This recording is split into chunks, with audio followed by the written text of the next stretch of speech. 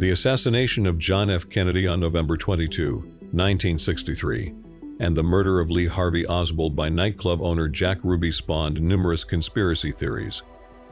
These theories allege the involvement of the CIA, the Mafia, Vice President Lyndon B. Johnson, Cuban Prime Minister Fidel Castro, the KGB, or some combination of these entities. The original FBI investigation and Warren Commission report, as well as an alleged benign CIA cover-up, have led to the claim that the federal government deliberately covered up crucial information in the aftermath of the assassination. Former Los Angeles District Attorney Vincent Bugliosi estimated that a total of 42 groups, 82 assassins, and 214 people had been accused at one time or another in various conspiracy scenarios. In 1964, the Warren Commission concluded that Oswald acted alone in assassinating Kennedy. In 1979, the United States House Select Committee on Assassinations HSCA concluded that Kennedy was probably assassinated in a conspiracy and that Oswald did not act alone. The HSCA concluded a second gunman also fired at Kennedy based on acoustic evidence that was later discredited. President John F. Kennedy was assassinated by gunfire while traveling in a motorcade in an open-top limousine in Dallas, Texas on Friday, November 22, 1963. Lee Harvey Oswald was arrested for the murder of Dallas policeman J.D. Tippit and arraigned for both murders. On Sunday, November 24, nightclub owner Jack Ruby killed Oswald. Immediately after President Kennedy was shot, many people suspected that the assassination was part of a larger plot, and broadcasters speculated that Dallas right-wingers were involved. Ruby's murder of Oswald compounded initial suspicions. Among conspiracy theorists, author Mark Lane has been described as firing the first literary shot with his article, Defense Brief for Oswald, in the National Guardian's December 19, 1963 issue. Thomas Buchanan's book, Who Killed Kennedy, published in May 1964, has been credited as the first book to allege a conspiracy. In 1964, the Warren Commission concluded that Oswald had acted alone and that no credible evidence supported the contention that he was involved in a conspiracy to assassinate the president. The commission also indicated that Secretary of State Dean Rusk, Defense Secretary Robert S. McNamara, Treasury Secretary C. Douglas Dillon, Attorney General Robert F. Kennedy, FBI Director J. Edgar Hoover, CIA Director John McCone, and Secret Service Chief James J. Rowley each individually reached the same conclusion on the basis of information available to them. During the trial of Clay Shaw in 1969, New Orleans District Attorney Jim Garrison challenged the single bullet theory, claiming that the Zapruder film indicated that the fatal shot to Kennedy's head was fired from the Grassy knoll, a small hill that featured prominently in later conspiracy theories. In 1979, the United States House Select Committee on Assassinations agreed with the Warren Commission that Oswald did, in fact, assassinate Kennedy, but concluded that the commission's report and the original FBI investigation were seriously flawed. The HSCA concluded that at least 4 shots were fired, with a high probability that 2 gunmen fired at the president, and that a conspiracy was probable. The HSCA stated that the Warren Commission had failed to investigate adequately the possibility of a conspiracy to assassinate the president. Documents under Section 5 of the President John F. Kennedy Assassination Records Collection Act of 1992 were required to be released within 25 years of the bill's October 26, 1992, effective date. Most of the documents were released on October 26, 2017. Exercising a provision of the 1992 Act that allows for a president to extend the deadline, President Trump set a new deadline of October 26, 2021 for the remaining documents to be released. In October 2021, President Biden further extended the deadline to December 15, 2022, citing delays related to the COVID-19 pandemic. According to author John C. McAdams, the greatest and grandest of all conspiracy theories is the Kennedy assassination conspiracy theory. Others have often referred to it as the mother of all conspiracies. The number of books written about the assassination of Kennedy has been estimated to be between 1,000 and 2,000.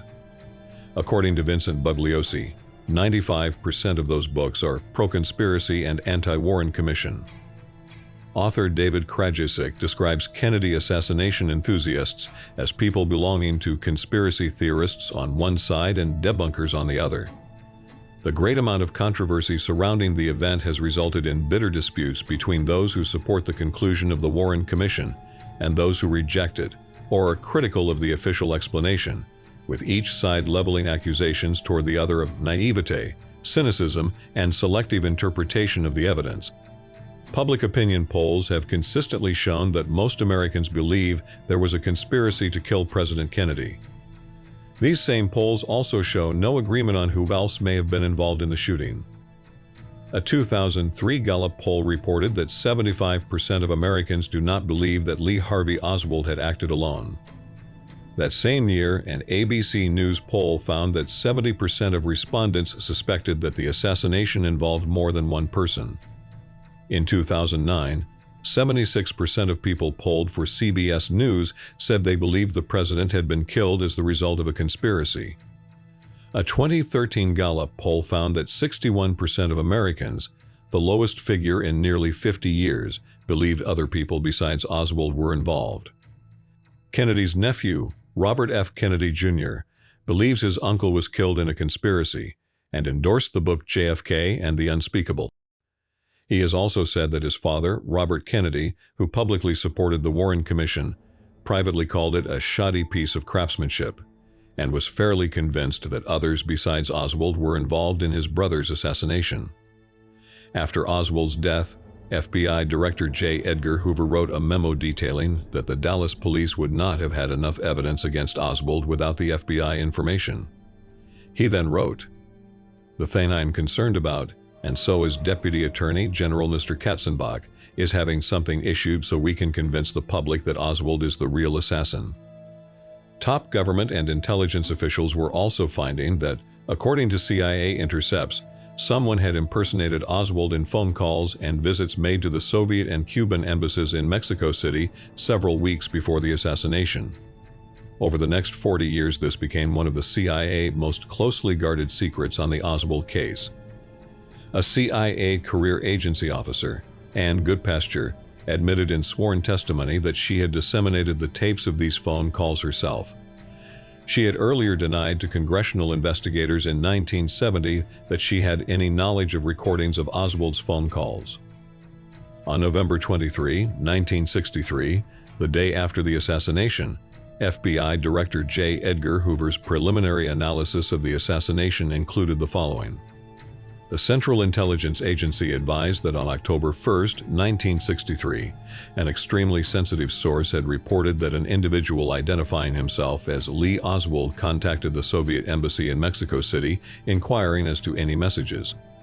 Special agents of this bureau, who have conversed with Oswald in Dallas, Texas, have observed photographs of the individual referred to above and have listened to a recording of his voice. These special agents are of the opinion that the referred to individual was not Lee Harvey Oswald. That same day, Hoover had this conversation with President Johnson. Johnson: "Have you established any more about the Oswald visit to the Soviet embassy in Mexico in September?" Hoover: "No, there's one angle that's very confusing for this reason. We have up here the tape and the photograph of the man at the Soviet embassy, using Oswald's name. That picture and the tape do not correspond to this man's voice, nor to his appearance. In other words, it appears that there was a second person who was at the Soviet embassy."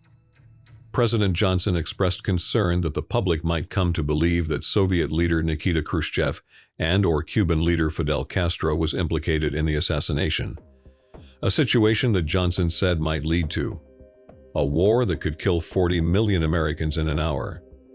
Johnson relayed his concern to both Chief Justice Earl Warren and Senator Richard Russell, telling them that they could serve America by joining the commission Johnson had established to investigate the assassination, which would later become known unofficially as the Warren Commission.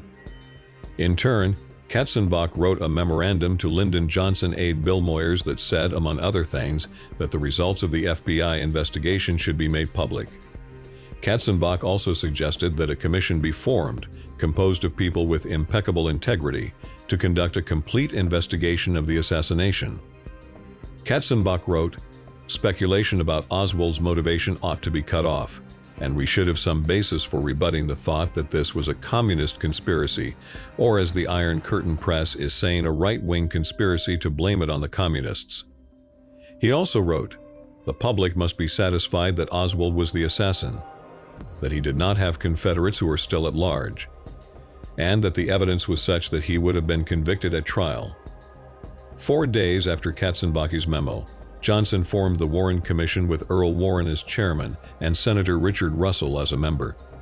Numerous researchers, including author Mark Lane, Henry Hurt, Michael L. Kurtz, Gerald D. Monite, Anthony Summers, and Harold Weisberg, have referred to what they see as inconsistencies, oversights, exclusions of evidence, errors, changing stories, or changes made to witness testimony in the official Warren Commission investigation, which they say could suggest a cover-up.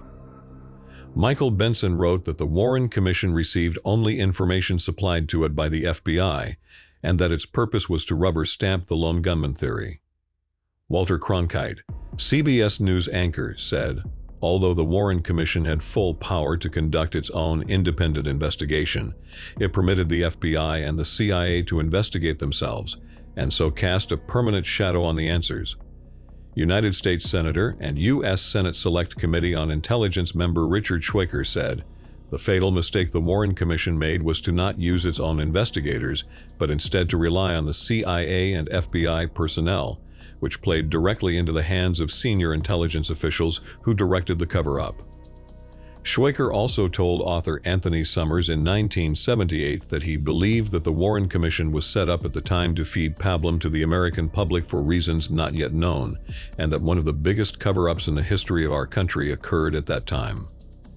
In 1966, Roscoe Drummond voiced skepticism about a cover-up in his syndicated column, saying, "If there were a conspiracy to cover up the truth about the assassination, it would have to involve the Chief Justice, the Republican, Democratic, and non-party members of the Commission, the FBI, the CIA, the Secret Service, the distinguished doctors of the armed services, and the White House. A conspiracy so multiple and complex that it would have fallen of its own weight." Richard Beyer wrote that many witnesses whose statements pointed to a conspiracy were either ignored or intimidated by the Warren Commission. In JFK, The Last Dissenting Witness, a 1992 biography of Gene Hill, Bill Sloan wrote that Warren Commission Assistant Counsel Arlen Specter attempted to humiliate, discredit, and intimidate Hill into changing her story. Hill also told Sloan that she was abused by Secret Service agents, harassed by the FBI, and received death threats. A later book by Sloan, entitled JFK, Breaking the Silence, quotes several assassination eyewitnesses as saying that Warren Commission interviewers repeatedly cut short or stifled any comments, casting doubt on the conclusion that Oswald had acted alone. In his book Crossfire, Jim Marrs gives accounts of several people who said they were intimidated by either FBI agents or anonymous individuals into altering or suppressing what they knew regarding the assassination. Some of those individuals include Richard Carr, Aquila Clemens, Sandy Speaker, and A.J. Millikan. Marrs also wrote that Texas Schoolbook Depository employee Joe Molina was intimidated by authorities and lost his job soon after the assassination, and that witness Ed Hoffman was warned by an FBI agent that he might get killed if he revealed what he observed in Dealey Plaza on the day of the assassination. Warren Reynolds, who claimed that he saw the shooter of police officer J.D. Tippit and chased him, was shot in the head in January 1964, 2 days after first talking to the FBI. He survived. Reynolds later testified to the Warren Commission that in February 1964, someone attempted to kidnap his 10-year-old daughter. Allegations of mysterious or suspicious deaths of witnesses connected with the Kennedy assassination originated with journalist Penn Jones Jr. and were covered by Ramparts magazine in October 1966. The story was picked up by Reuters, and multiple newspapers reported on it at the time.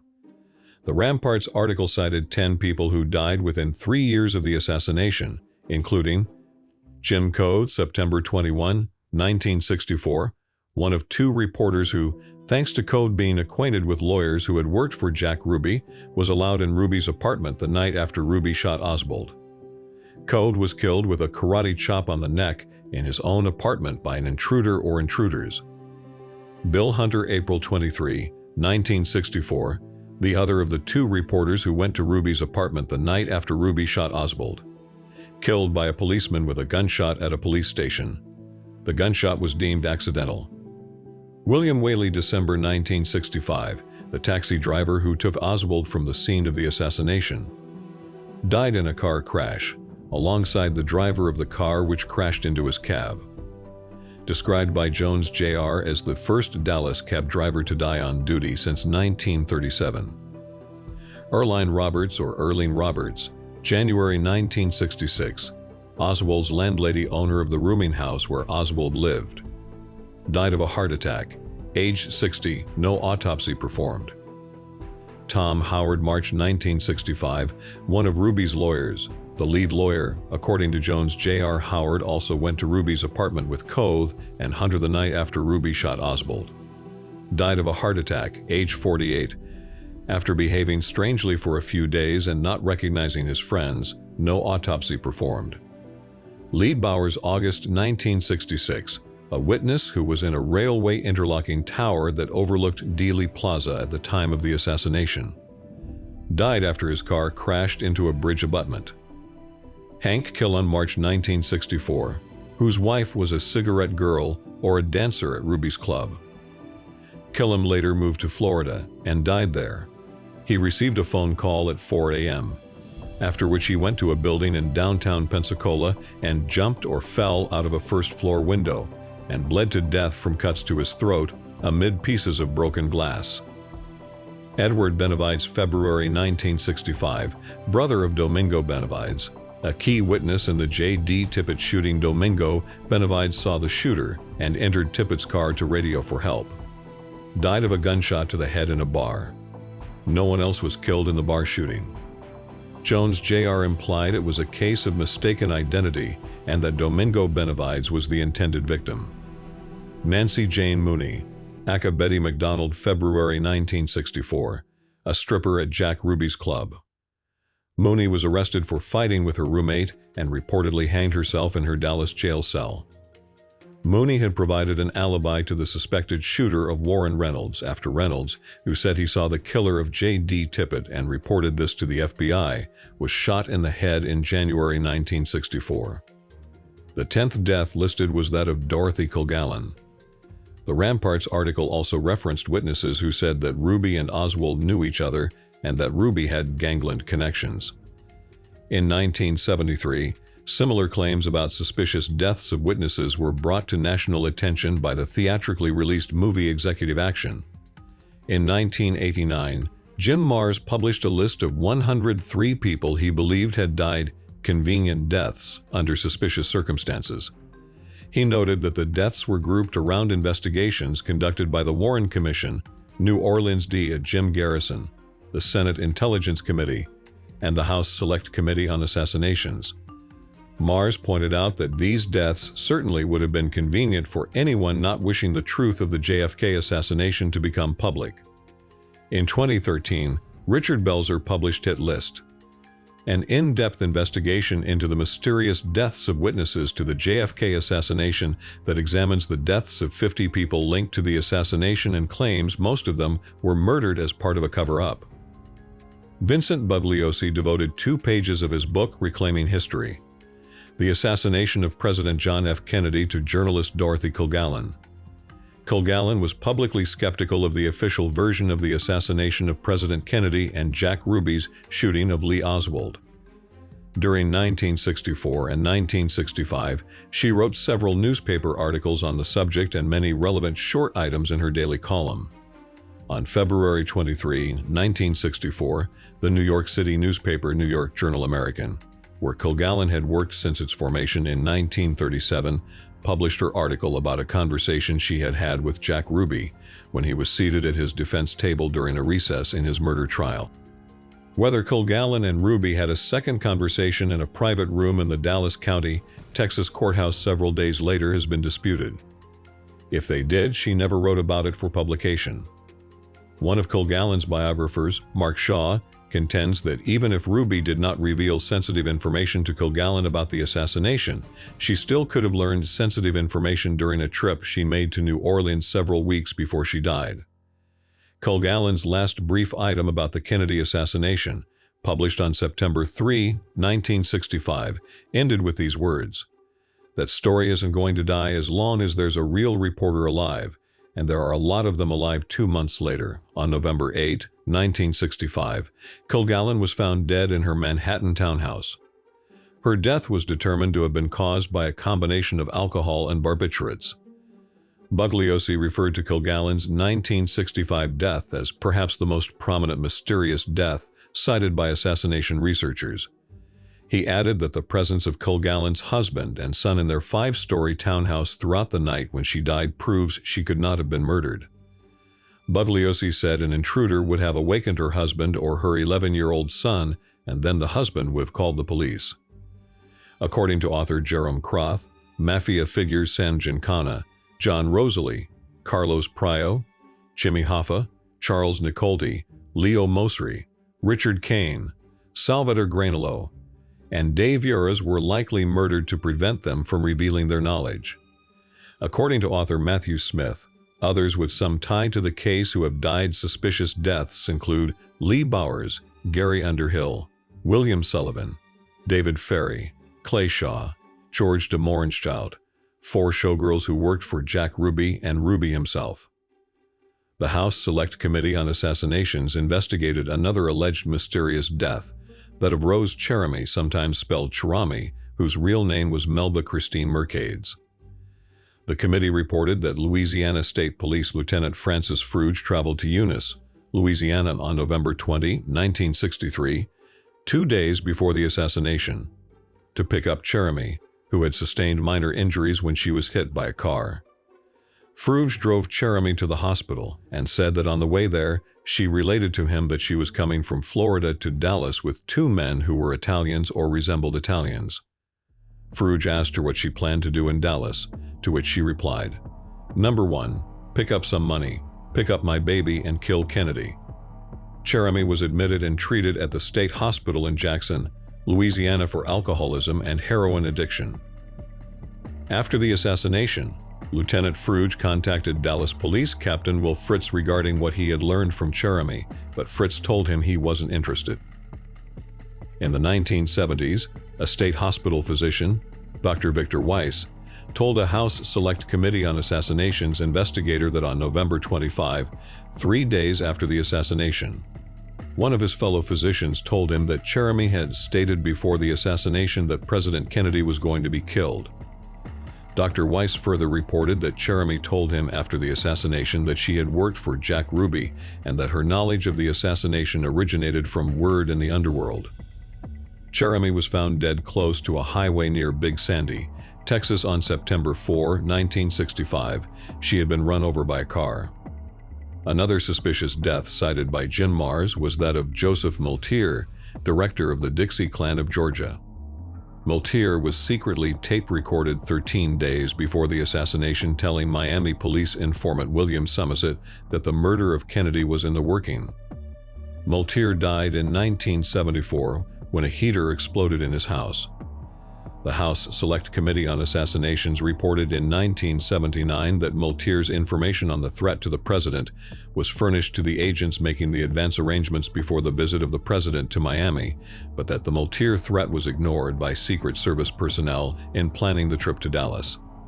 Robert Bach, special agent in charge of the Secret Service's Protective Research Section, testified that threat information was transmitted from one region of the country to another if there was specific evidence that was relevant to the receiving region. Concerning the Tippit shooting, the Warren Commission names 12 witnesses to the shooting and its aftermath. One of these witnesses, Warren Reynolds, was shot in the head 2 months after the Tippit shooting, but survived. Another witness, Domingo Benavides, who was close to the shooting and saw Tippit fall after being shot, lost his brother 15 months after the Tippit shooting. Benavides' brother was shot in the head in a bar and died. The House Select Committee on Assassinations investigated the allegation that a statistically improbable number of individuals with some direct or peripheral association with the Kennedy assassination died as a result of that assassination, thereby raising the specter of conspiracy. The committee's chief of research testified, "Our final conclusion on the issue is that the available evidence does not establish anything about the nature of these deaths, which would indicate that the deaths were in some manner, either direct or peripheral, caused by the assassination of President Kennedy or by any aspect of the subsequent investigation." Author Gerald Posner said that Mars's list was taken from the group of about 10,000 people connected even in the most tenuous way to the assassination, including people identified in the official investigations, as well as the research of conspiracy theorists. Posner also said that it would be surprising if 100 people out of 10,000 did not die in unnatural ways. He noted that over half of the people on Mars's list did not die mysteriously, but of natural causes, such as Secret Service agent Roy Kellerman, who died of heart failure at age 69 in 1984, long after the Kennedy assassination, but is on Mars's list as someone whose cause of death is unknown. Posner also pointed out that many prominent witnesses and conspiracy researchers continue to live long lives. Many of those who believe in a JFK assassination conspiracy also believe that evidence against Oswald was either planted, forged, or tampered with. Some researchers assert that witness statements indicating a conspiracy were ignored by the Warren Commission. Josiah Thompson stated that the commission ignored the testimony of 7 eyewitnesses who said they saw smoke in the vicinity of the Grassy knoll at the time of the assassination, as well as an 8th witness who said he smelled gunpowder. Jim Marrs wrote that the commission did not seek the testimony of eyewitnesses on the triple underpass whose statements pointed to a shooter on the Grassy knoll. Other researchers reported that witnesses who captured the assassination via photographs or film had their cameras confiscated by police or other authorities. Author Jim Marrs and documentary producer Nigel Turner both presented the account of Gordon Arnold, who said that his film of the motorcade was taken by 2 policemen shortly after the assassination. Another witness, identified as Beverly Oliver, came forward in 1970 and said she was the babushka lady who was seen in the Zapruder film filming the motorcade. She also said that after the assassination, she was contacted at work by 2 men who she thought were either FBI or Secret Service agents. According to Oliver, the men told her that they wanted to take her film, have it developed, and then return it to her within 10 days. The agents took her film, but never returned it. Richard Beyer and others have complained that many documents pertaining to the assassination have been withheld over the years, including documents from investigations made by the Warren Commission, the House Select Committee on Assassinations, and the Church Committee. These documents individually included the president's autopsy records. Some documents still are not scheduled for release until 2029. Many documents were released during the mid to late 1990s by the Assassination Records Review Board under the President John F. Kennedy Assassination Records Collection Act of 1992. However, some of the material released contains redacted sections. Tax return information, which identified employers and sources of income, has not yet been released. The existence of several secret documents related to the assassination, as well as the long period of secrecy, suggests to some the possibility of a cover-up. One historian noted, "There exists widespread suspicion about the government's disposition of the Kennedy assassination records stemming from the beliefs that federal officials, 1, have not made available all government assassination records even to the Warren Commission, Church Committee, House Assassination Committee, and 2, have heavily redacted the records released under FOIA in order to cover up sinister conspiracies." According to the ARRB, all Warren Commission records, except those records that contain tax return information, are now available to the public with only minor redactions, in response to a Freedom of Information Act request filed by journalist Jefferson Morley. The CIA stated in 2010 that it had over 1,100 documents in relation to the assassination, about 2,000 pages in total, that have not been released due to national security-related concerns. Some researchers have alleged that various items of physical evidence have been tampered with, including the single bullet, also known as the magic bullet by some critics of official explanations, various bullet cartridges and fragments, the presidential limousine's windshield, the paper bag in which the Warren Commission said Oswald hid the rifle, the so-called backyard photos depicting Oswald holding the rifle, the Zapruder film, the photographs and radiographs obtained at Kennedy's autopsy, and the president's dead body itself. Among the evidence against Oswald are photographs of him holding a Carcano rifle in his backyard, the weapon identified by the Warren Commission as the assassination weapon. The House Select Committee on Assassinations concluded that the Oswald photos are genuine, and Oswald's wife Marina said that she took them.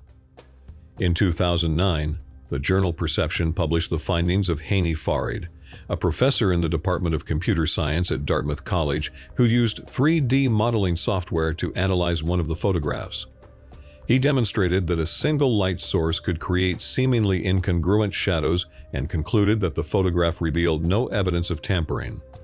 Many researchers, including Robert Groden, assert that these photos are fake. Groden said in 1979 that 4 autopsy photographs showing the back of Kennedy's head were forged to hide a wound fired from a second gunman. According to Groden, a photograph of a cadaver's head was inserted over another depicting a large exit wound in the back of the president's head. HSCA Chief Counsel G. Robert Blakey stated that the suggestion that the committee would participate in a cover-up is absurd, and that Groden was not competent to make a judgment on whether a photograph has been altered. Blakey stated that the photographic analysis panel for the committee had examined the photographs and that they considered everything that Groden had to say and rejected it. The House Select Committee on Assassinations described the Zapruder film as the best available photographic evidence of the number and timing of the shots that struck the occupants of the presidential limousine. The Assassination Records Review Board said it is perhaps the single most important assassination record.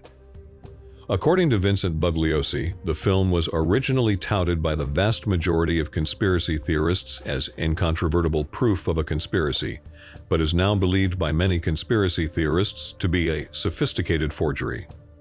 Jack White, photographic consultant to the House Select Committee on Assassinations, claimed there were anomalies in the Zapruder film, including an unnatural jerkiness of movement or change of focus in certain frame sequences. In 1996, the Assassination Records Review Board asked Kodak product engineer Roland Zavada to undertake a thorough technical study of the Zapruder film. Zavada concluded that there was no detectable evidence of manipulation or image alteration on the film's original version.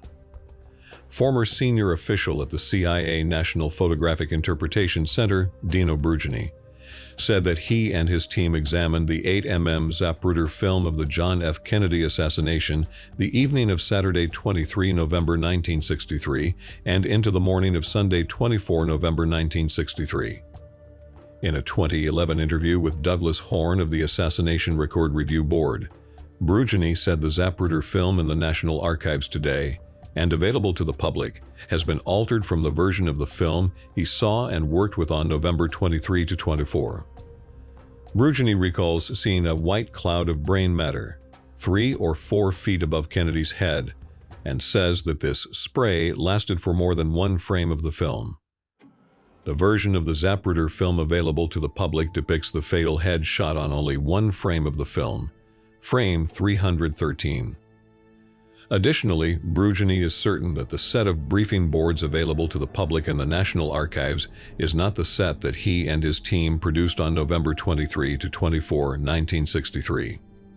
In his 1981 book Best Evidence, author David Lifton presented the thesis that President Kennedy's dead body had been altered between the Dallas hospital and the autopsy site at Bethesda for the purposes of creating erroneous conclusions about the number and direction of the shots.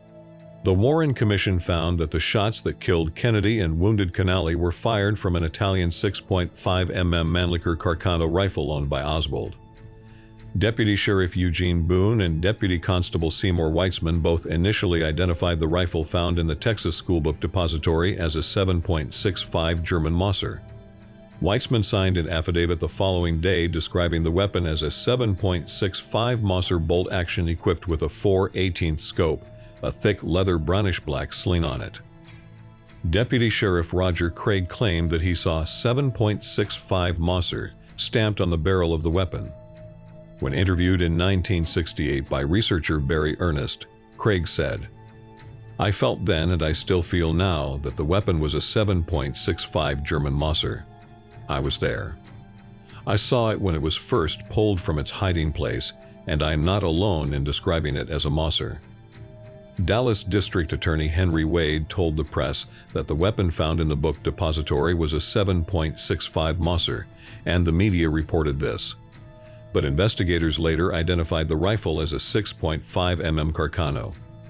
In Matrix for Assassination, author Richard Gilbride suggested that both weapons were involved in the assassination and that Dallas Police Captain Will Fritz and Lieutenant J. Carl Day both might have been conspirators.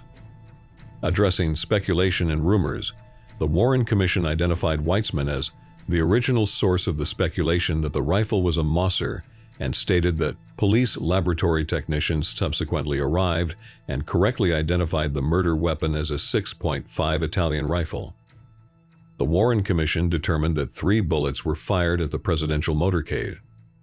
One of the 3 bullets missed the vehicle entirely. Another bullet hit President Kennedy and passed through his body before striking Governor Canale, and the 3rd bullet was the fatal head shot to the president. Some claim that the bullet that passed through President Kennedy's body and hit Governor Canale, dubbed by critics of the commission as the magic bullet, was missing too little mass to account for the total weight of bullet fragments later found by the doctors who operated on Canale at Parkland Hospital. Those making this claim included the governor's chief surgeon, Dr. Robert Shaw, as well as 2 of Kennedy's autopsy surgeons, Commander James Hummes and Lieutenant Colonel Pierre Fink. However, in his book 6 Seconds in Dallas, author Josiah Thompson took issue with this claim. Thompson added up the weight of the bullet fragments listed in the doctor reports and concluded that their total weight could have been less than the mass missing from the bullet. With Canale's death in 1993, forensic pathologist Dr. Cyril Wecht and the Assassination Archives and Research Center petitioned Attorney General Janet Reno to recover the remaining bullet fragments from Canale's body, contending that the fragments would disprove the Warren Commission's single bullet, single gunman conclusion. The Justice Department replied that it would have had no legal authority to recover the fragments unless Canale's family gave it permission to do so. Canale's family refused permission. The Warren Commission concluded that 3 shots were fired from the Texas Schoolbook Depository in a time period ranging from approximately 4.8 to in excess of 7 seconds. Some assassination researchers, including Josiah Thompson and Anthony Summers, dispute the Commission's findings. They point to evidence that brings into question the number of shots fired, the origin of the shots, and Oswald's ability to accurately fire 3 shots in such a short amount of time from such a rifle. These researchers suggest that multiple gunmen were involved. Based on the consensus among the witnesses at the scene, and in particular the 3 spent cartridges found near an open window on the 6th floor of the book depository, the Warren Commission determined that the preponderance of the evidence indicated that 3 shots were fired. In 1979, the House Select Committee on Assassinations concluded that there were 4 shots, one coming from the Grassy knoll. The Warren Commission, and later the House Select Committee on Assassinations, concluded that one of the shots hit President Kennedy in the back of his neck, exited his throat, and struck Governor Canale in the back, exited the governor's chest, shattered his right wrist, and implanted itself in his left thigh. This conclusion became known as the single bullet theory. Mary Mormon said in a TV interview immediately after the assassination that there were either 3 or 4 shots close together, that shots were still being fired after the fatal shot, and that she was in the line of fire. In 1967, Josiah Thompson concluded from a close study of the Zapruder film and other forensic evidence, corroborated by the eyewitnesses, that 4 shots were fired in Dealey Plaza, with 1 wounding Canale and 3 hitting Kennedy.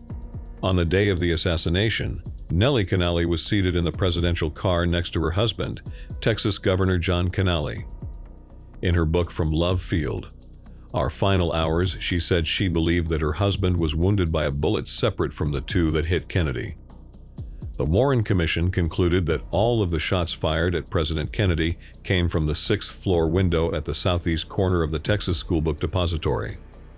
The commission based its conclusion on the cumulative evidence of eyewitnesses, firearms and ballistic experts and medical authorities, including on-site testing, as well as analysis of films and photographs conducted by the FBI and the U.S. Secret Service. In 1979, the House Select Committee on Assassinations agreed to publish a report from Warren Commission critic Robert Groden, in which he named nearly 24 suspected firing points in Dealey Plaza. These sites included multiple locations in or on the roof of the Texas School Book Depository, the Daltex Building, the Dallas County Records Building, the Triple Overpass, a storm drain located along the north curb of Elm Street, and the Grassy Knoll. Josiah Thompson concluded that the shots fired at the motorcade came from 3 locations: the Texas School Book Depository, the Grassy Knoll, and the Daltex Building. According to some researchers, the Grassy Knoll was identified by most witnesses as the area from where shots were fired. In March 1965, Harold Feldman wrote that there were 121 witnesses to the assassination listed in the Warren Report, 51 of whom indicated that the shots that killed Kennedy came from the Grassy Knoll, while 32 said the shots originated from the Texas School Book Depository. In 1967, Josiah Thompson examined the statements of 64 witnesses and concluded that 33 of them thought that the shots emanated from the Grassy Knoll.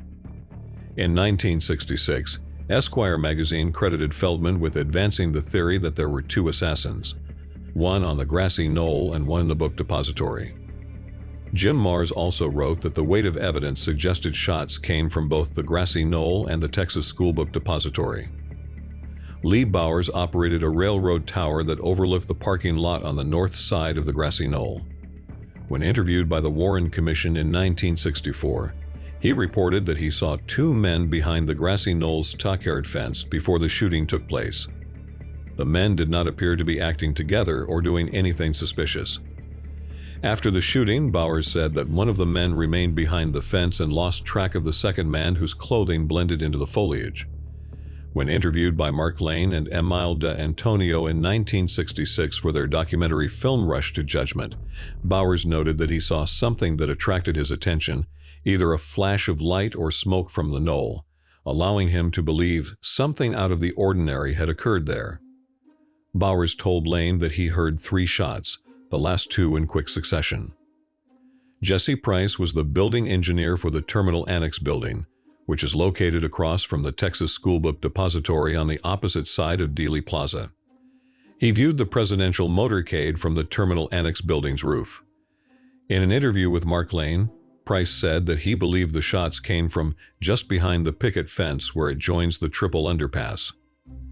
Several conspiracy theories posit that at least one shooter was located in the Daltex building, located across the street from the Texas School Book Depository.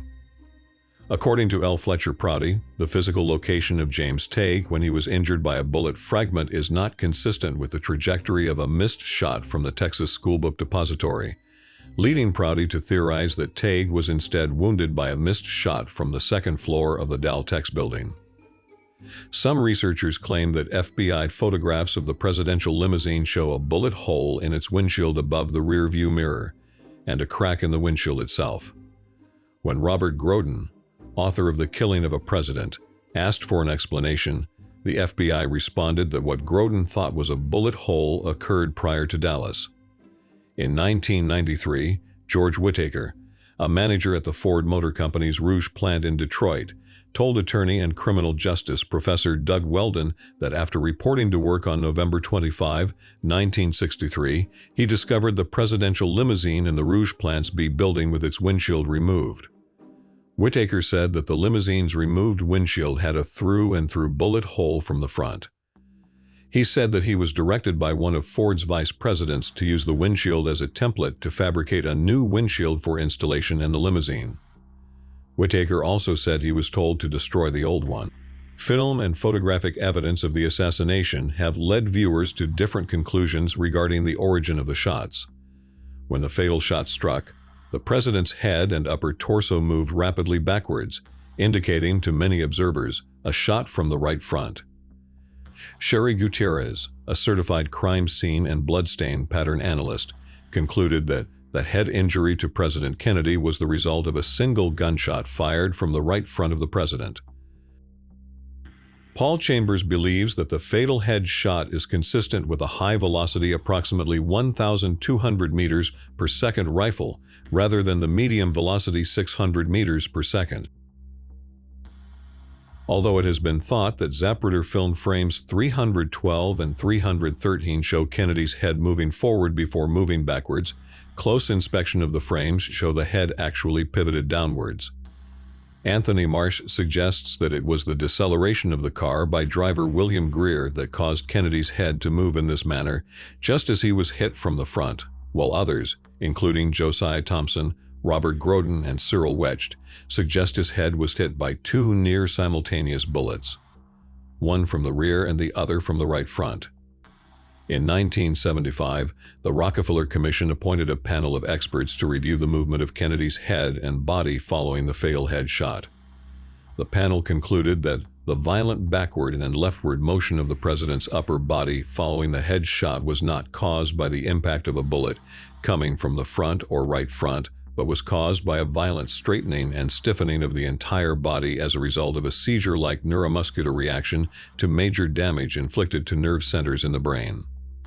In 1979, the House Select Committee on Assassinations analyzed a dictable recording of the Dallas Police Department radio dispatch transmissions from the day of the assassination to resolve questions concerning the number, timing, and origin of the shots fired in Dealey Plaza. The committee concluded that the source of the recording was from an open microphone on the motorcycle of Dallas police officer H.B. McLean escorting the motorcade, and that the scientific acoustical evidence established a high probability that two gunmen fired at President John F. Kennedy. However, the acoustical analysis that the HSCA presented as evidence for two gunmen has since been discredited. The HSCA acoustic experts said the dictable evidence came from police officer McLean. However, McLean stated that he was not yet in Dealey Plaza when the assassination occurred. A skeptical McLean asked the committee, "If it was my radio on my motorcycle, why did it not record the revving up at high speed, plus my siren when we immediately took off for Parkland Hospital?" Also in 1982, a panel of 12 scientists appointed by the National Academy of Sciences, including Nobel laureates Norman Ramsey and Luis Alvarez, unanimously concluded that the HSCA's acoustic evidence was seriously flawed. They concluded that the recording was made after the president had already been shot and that the recording did not indicate any additional gunshots. Their conclusions were later published in the journal Science. In a 2001 article in Science and Justice, a publication of Britain's Forensic Science Society, D.B. Thomas wrote that the NAS investigation was itself flawed. Thomas analyzed audio recordings made during the assassination and concluded with a 96% certainty that a shot was fired from the grassy knoll in front of and to the right of the president's limousine. In 2005, Thomas's conclusions were rebutted in the same journal. Ralph Linsker and several members of the original NAS team reanalyzed the recordings and reaffirmed the earlier conclusion of the NAS report that the alleged shot sounds were recorded approximately 1 minute after the assassination. In a 2010 book, D.B. Thomas challenged the 2005 Science and Justice article and restated his conclusion that there actually were two gunmen. Some researchers have pointed to the large number of doctors and nurses at Parkland Memorial Hospital who reported that a major part of the back of the president's head was blown out. In 1979, the HSCA noted, "The various accounts of the nature of the wounds to the president as described by the staff at Parkland Memorial Hospital differed from those in the Bethesda autopsy report, as well as from what appears in the autopsy photographs and x-rays. The HSCA concluded that the most probable explanation for the discrepancy between the Parkland doctor's testimony and the Bethesda autopsy witnesses was that the observations of the Parkland doctors were incorrect. There is a conflicting testimony regarding the autopsy performed on Kennedy's body, particularly during the examination on his brain, and whether or not the photos submitted as evidence are the same as those taken during the examination." Douglas Horne, the Assassination Record Review Board's chief analyst for military records, said he was 90 to 95% certain that the photographs in the National Archives are not really of Kennedy's brain.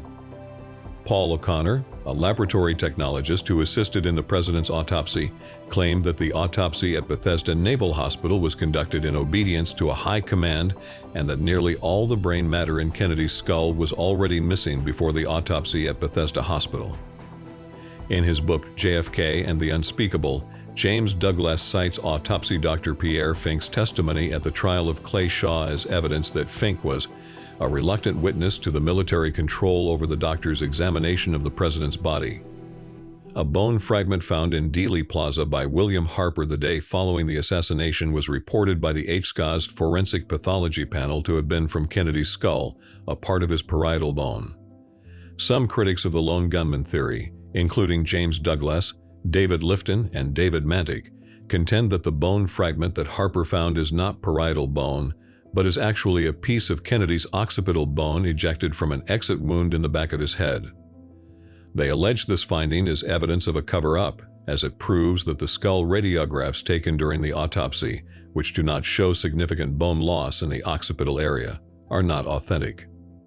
The Warren Commission examined the capabilities of the Carcano rifle and ammunition, as well as Oswald's military training and post-military experience, and determined that Oswald had the ability to fire 3 shots within a time span of 4.8 to 5.6 seconds.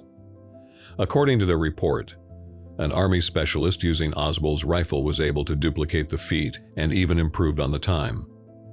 The report also states that the Army Infantry Weapons Evaluation Branch test-fired Oswald's rifle 47 times and found that it was quite accurate, comparing it to the accuracy of an M14 rifle. Also contained in the Commission report is testimony by Marine Corps Major Eugene Anderson confirming that Oswald's military records show that he qualified as sharpshooter in 1956.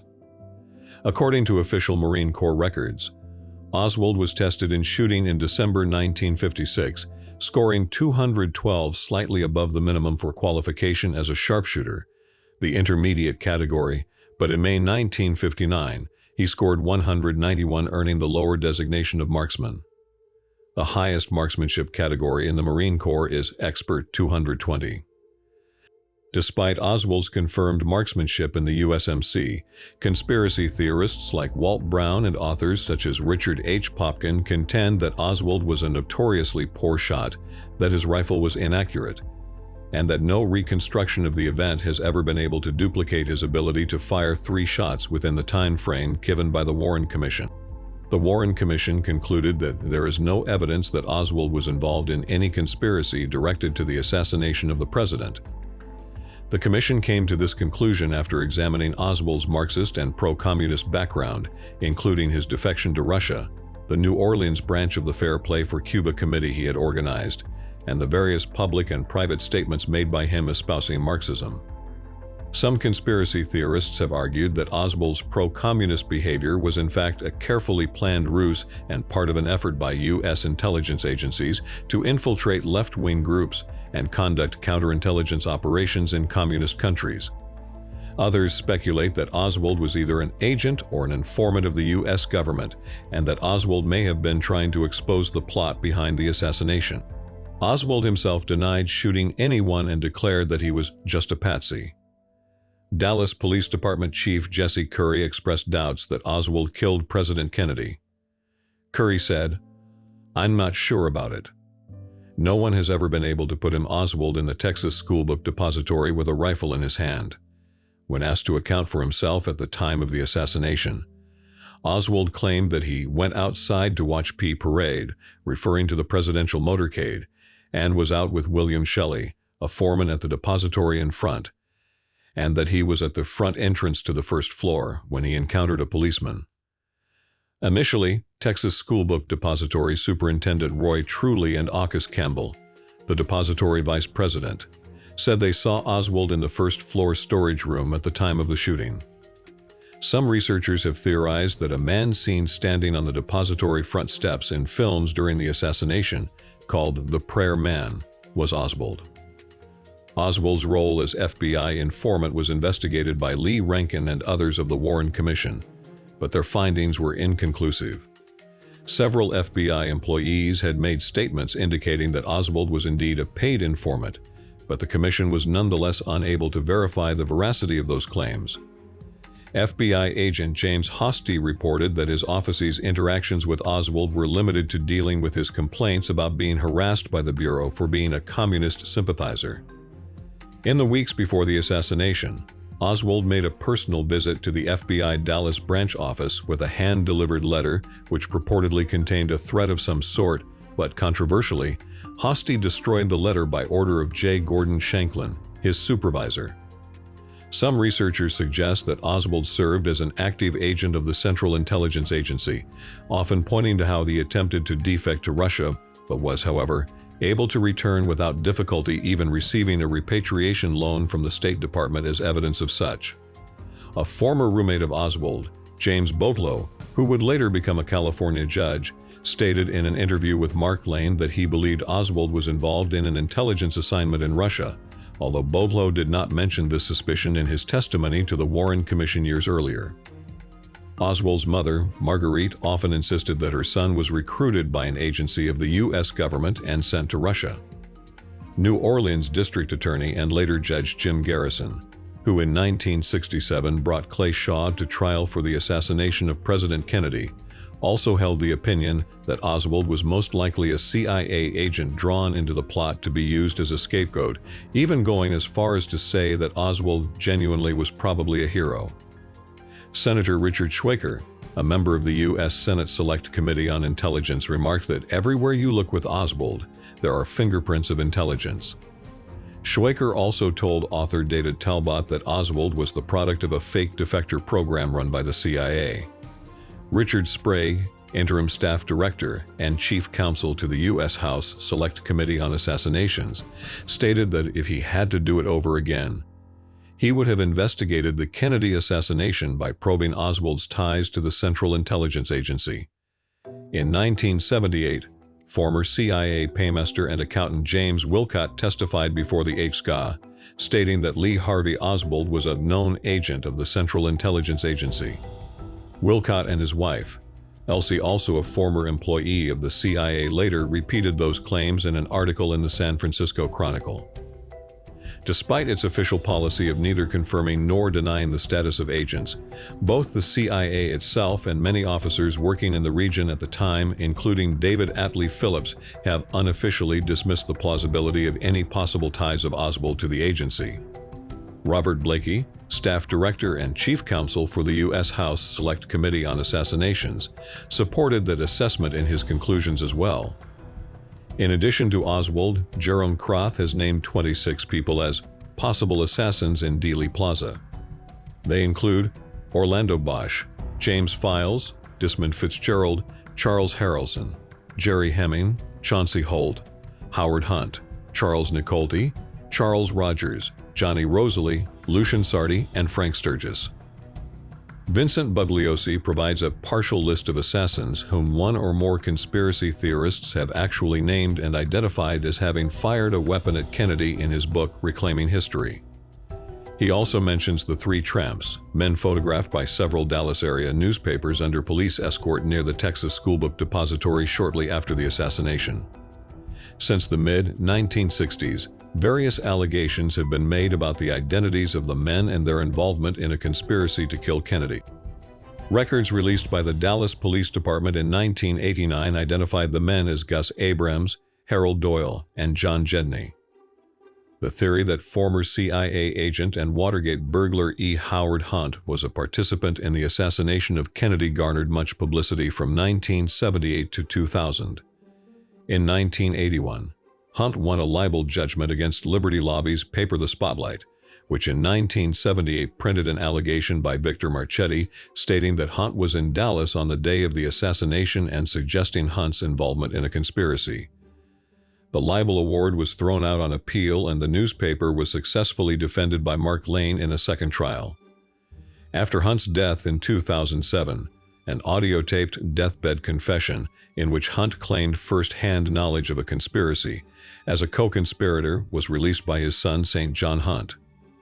In the confession, Hunt claimed to have been a bench warmer in Dallas during the events, and he named several high-level CIA operatives as those who likely carried out the logistics of the assassination. Hunt named Vice President Lyndon Johnson as the most likely figure behind the main impetus of the conspiracy.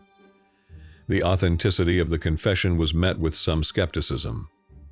Dallas police officer J.D. Tippit has been named in some conspiracy theories as a renegade CIA operative sent to silence Oswald and as the badge man assassin on the Grassy knoll. According to some Warren Commission critics, Oswald was set up to be killed by Tippit, and Tippit was killed by Oswald in self-defense. Other critics doubt that Tippit was killed by Oswald and assert he was shot by other conspirators. Some critics have alleged that Tippit was associated with organized crime or right-wing politics. According to the Warren Commission, the publication of a full-page, paid advertisement critical of Kennedy in the November 22, 1963, Dallas Morning News, which was signed by the American Fact-Finding Committee and noted Bernard Weissman as its chairman, was investigated to determine whether any members of the group claiming responsibility for it were connected to Oswald or to the assassination. The commission stated that the American Fact-Finding Committee was a fictitious sponsoring organization and that there was no evidence linking the four men responsible for the genesis of the ad with either Oswald or Ruby, or to a conspiracy to assassinate Kennedy.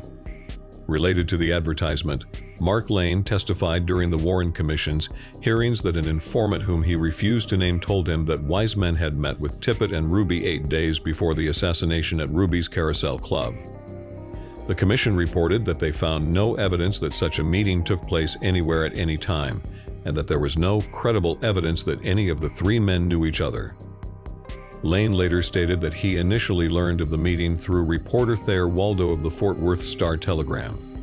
According to Lane, a prominent Dallas figure who frequented Ruby's Carousel Club told Waldo, and later Lane, that he observed the meeting of the three men at the club. He said, "I had promised the man he would not be involved. He was a leading Dallas citizen. He was married, and the stripper he was going with had become pregnant." Despite not having revealed to the Warren Commission that Waldo was his original source of the alleged meeting, Lane disputed their findings and complained that they failed to ask Waldo about it. According to Hugh Einesworth, the source of the allegation whose identity Lane promised not to reveal was Carol Jarnigan, a Dallas attorney who had also claimed to have overheard a meeting between Oswald and Ruby. Einesworth wrote, "Several people in Dallas were well aware of Jarnigan's tale and that he later admitted making it all up." The Warren Commission concluded that Oswald killed President Kennedy and then killed Dallas police officer J.D. Tippit in an apparent attempt to escape. Regarding the evidence against Oswald in the shooting of Tippit, the commission cited 1. 2 eyewitnesses who heard the shots and saw the shooting of Dallas Police Patrolman J.D. Tippit, and 7 eyewitnesses who saw the flight of the gunman with revolver in hand positively identified Lee Harvey Oswald as the man they saw fire the shots or flee from the scene. 2. The cartridge cases found near the scene of the shooting were fired from the revolver in the possession of Oswald at the time of his arrest, to the exclusion of all other weapons. 3. The revolver in Oswald's possession at the time of his arrest was purchased by and belonged to Oswald. And 4. Oswald's jacket was found along the path of flight taken by the gunman as he fled from the scene of the killing. Some researchers have alleged that the murder of Officer Tippit was part of a conspiracy to kill President Kennedy. Jim Mars hypothesized that the slaying of Officer J.D. Tippit may have played some part in a scheme to have Oswald killed, perhaps to eliminate co-conspirator Tippit or simply to anger Dallas police and cause itchy trigger fingers. Researcher James Douglas said that the killing of Tippit helped motivate the Dallas police to kill an armed Oswald in the Texas theater where Oswald was arrested, which would have disposed of the scapegoat before he could protest his being framed. Harold Weisberg offered a simpler explanation. Immediately, the flimsy police case against Oswald required a willingness to believe. This was proved by affixing to Oswald the opprobrious epithet of cop killer. Jim Garrison alleged that evidence was altered to frame Oswald, stating, "If Oswald was innocent of the Tippit murder, the foundation of the government's case against him collapsed." Some critics doubt that Tippit was killed by Oswald and assert he was shot by other conspirators. They allege discrepancies in witness testimony and physical evidence that they think call into question the Commission's conclusions regarding the murder of Tippit. According to Jim Mars, Oswald's guilt in the assassination of Kennedy is placed in question by the presence of a growing body of evidence to suggest that he did not kill Tippit. Others say that multiple men were directly involved in Tippit's killing. Conspiracy researcher Ken Thomas has alleged that the Warren Commission omitted testimony and evidence that 2 men shot Tippit and that one left the scene in a car. William Alexander, the Dallas Assistant District Attorney who recommended that Oswald be charged with the Kennedy and Tippit murders, later became skeptical of the Warren Commission's version of the Tippit murder. He stated that the Commission's conclusions on Oswald's movements don't add up, and that certainly Oswald may have had accomplices. According to Brian McKenna's review of Henry Hurt's book, Reasonable Doubt, Hurt reported that Tippit may have been killed because he impregnated the wife of another man, and that Dallas police officers lied and altered evidence to set up Oswald to save Tippit's reputation. In the documentary JFK to 9/11, Francis Cannoli claims that Tippit was shot because his looks resembled Kennedy's. Cannoli speculates that the assassination plot did not go as planned, and that the conspirators needed a second body. He further theorizes that Tippit's body and JFK body were switched on Air Force 2. The Warren Commission identified Helen Markham and Domingo Benavides as 2 witnesses who actually saw the shooting of Officer Tippit.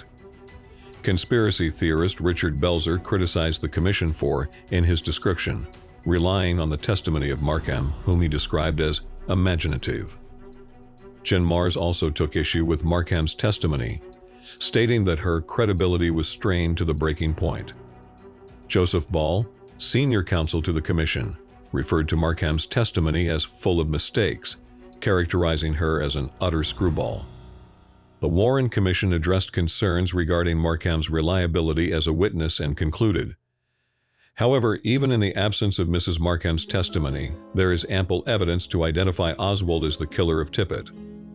Domingo Benavides initially said that he did not think he could identify Tippit's assailant and was never asked to view a police lineup, even though he was the person closest to the killing. Benavides later testified that the killer resembled pictures he had seen of Oswald. Other witnesses were taken to police lineups. However, critics have questioned these lineups as they consisted of people who looked very different from Oswald. Witnesses who did not appear before the commission identified an assailant who was not Oswald. Aquila Clemens said she saw 2 men near Tippit's car just before the shooting. She said that after the shooting, she ran outside of her house and saw a man with a gun whom she described as kind of heavy. She said he waved to the second man, urging him to go on. Frank Wright said he emerged from his home and observed the scene seconds after the shooting. He described a man standing by Tippit's body who had on a long coat and said the man ran to a parked car and drove away.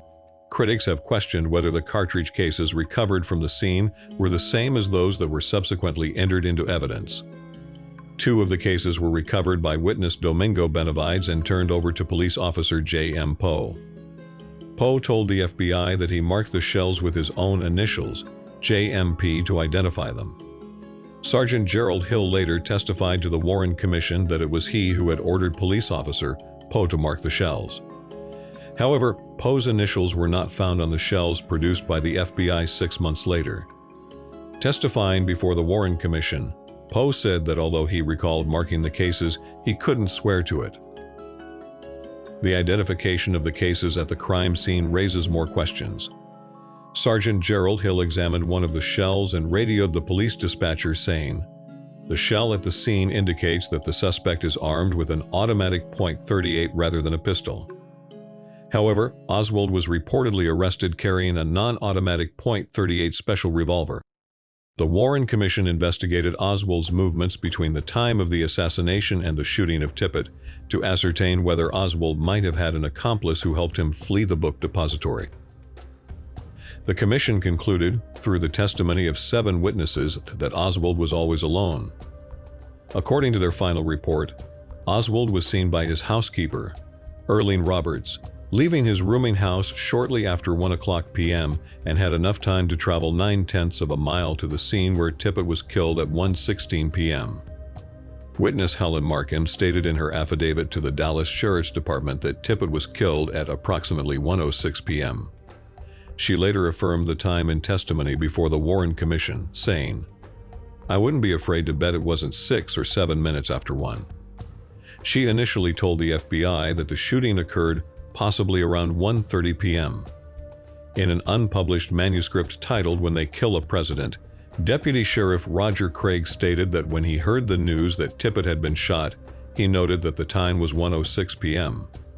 However, in a later statement to the press, Craig seemed confused about the time of the shooting. Warren Burroughs, who ran the concession stand at the Texas Theater where Oswald was arrested, said that Oswald came into the theater between 1 o'clock and 1:07 p.m. He also claimed he sold Oswald popcorn at 1:15 p.m., the official time of Officer Tippit's murder. A theater patron, Jack Davis, also corroborated Burroughs' time, claiming he observed Oswald in the theater prior to 1:20 p.m.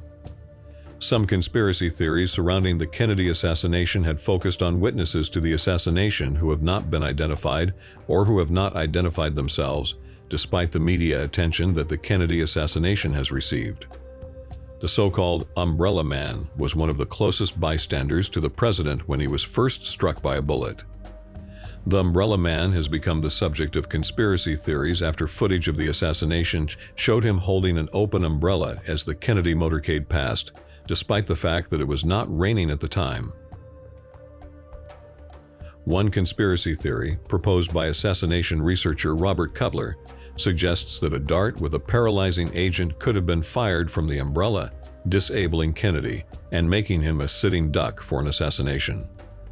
In 1975, CIA weapons developer Charles Sensony told the Senate Intelligence Committee that such an umbrella weapon was in the hands of the CIA in 1963. A more prevalent conspiracy theory holds that the umbrella could have been used to provide visual signals to hidden gunmen. In 1978, Louis Stephen Witt came forward and identified himself as the Umbrella Man. Testifying before the United States House Select Committee on Assassinations, Witt stated he brought the umbrella to heckle Kennedy and protest the appeasement policies of the president's father, Joseph Kennedy.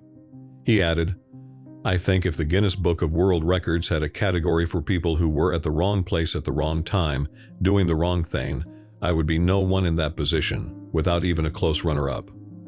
Some researchers have noted a number of inconsistencies with Witt's story, however, and doubt him to be the Umbrella Man.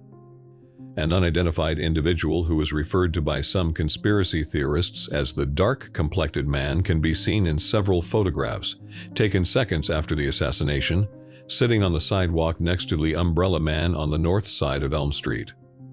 Louis Stephen Witt, who identified himself as the Umbrella Man, said he was unable to identify the other individual, whose dark complexion has led some conspiracy theorists to speculate Cuban government involvement or Cuban exile involvement in the assassination of Kennedy. Badge Man and Tin Hat Man are figures on the grassy knoll who it is alleged can be seen in the Mary Moorman photo, taken approximately 1/6 of a second after President Kennedy was struck with the fatal head wound.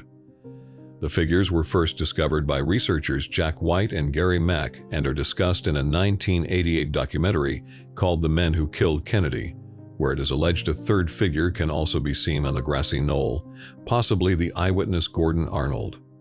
The Badge Man figure, so called as he appears to be wearing a uniform similar to that worn by a policeman, with a badge prominent, helped fuel conspiracy theories linking Dallas police officers, or someone impersonating a police officer, to the assassination.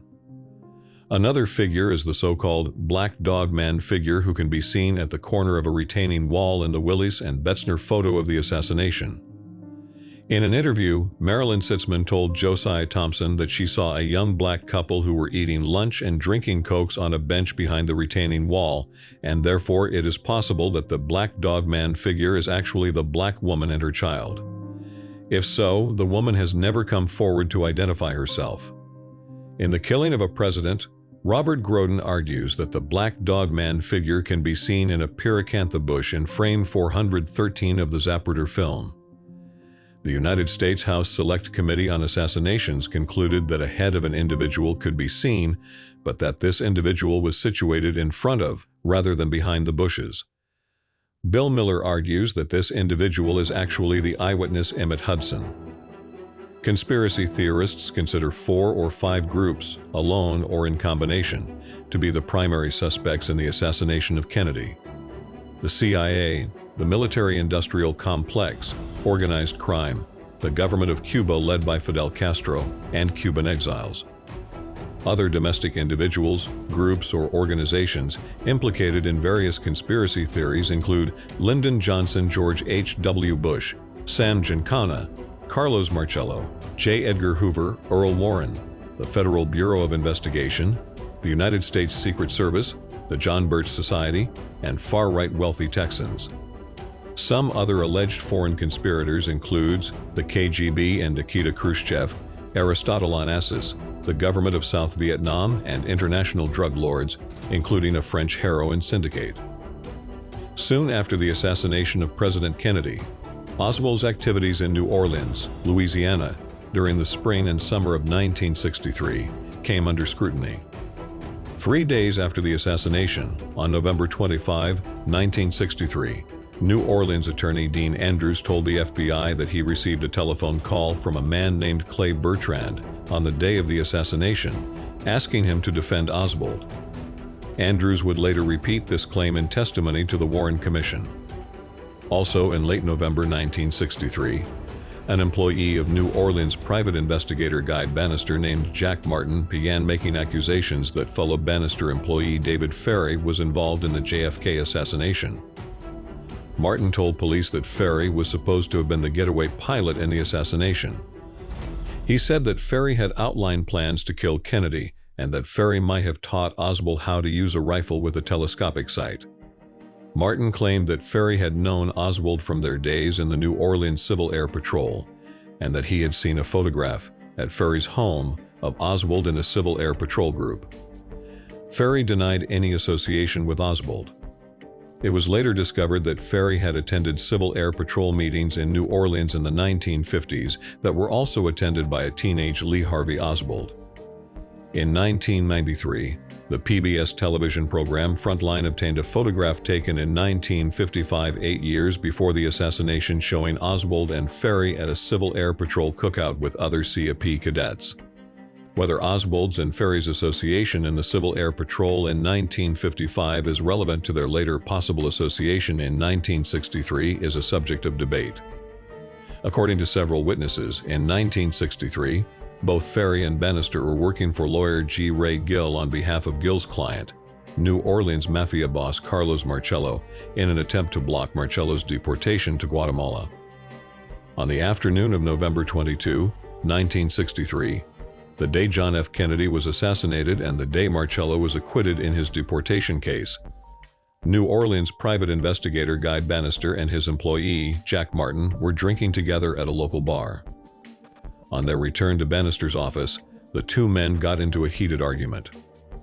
According to Martin, Banister said something to which Martin replied, "What are you going to do? Kill me like you all did Kennedy." Banister drew his .357 Magnum revolver and pistol-whipped Martin several times. Martin, badly injured, went by ambulance to Charity Hospital.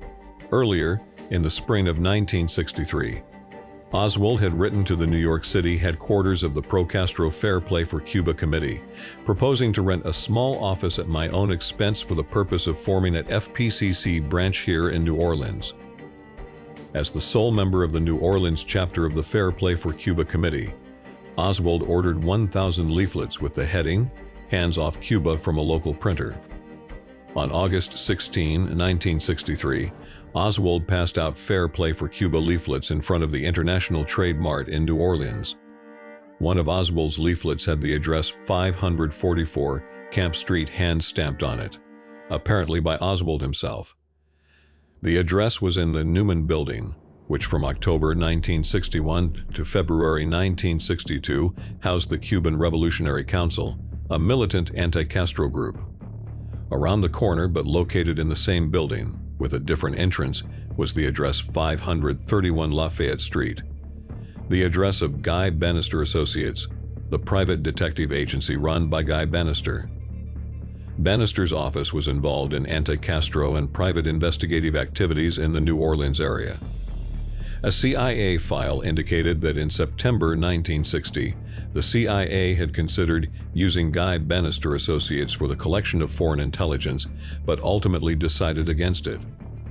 In the late 1970s, the House Select Committee on Assassinations investigated the possible relationship of Oswald to Banister's office. While the committee was unable to interview Guy Banister, who died in 1964, the committee did interview his brother Ross Banister. Ross told the committee that his brother had mentioned seeing Oswald hand out Fair Play for Cuba literature on one occasion. Ross theorized that Oswald had used the 544 Camp Street address on his literature to embarrass Guy. Guy Banister's secretary, Delphine Roberts, would later tell author Anthony Summers that she saw Oswald at Banister's office and that he filled out one of Banister's agent application forms. She said, Oswald came back a number of times. He seemed to be on familiar terms with Banister and with the office. The House Select Committee on Assassinations investigated Roberts's claims and said that because of contradictions in Roberts' statements to the committee and lack of independent corroboration of many of her statements, the reliability of her statements could not be determined. In 1966, New Orleans District Attorney Jim Garrison began an investigation into the assassination of President Kennedy.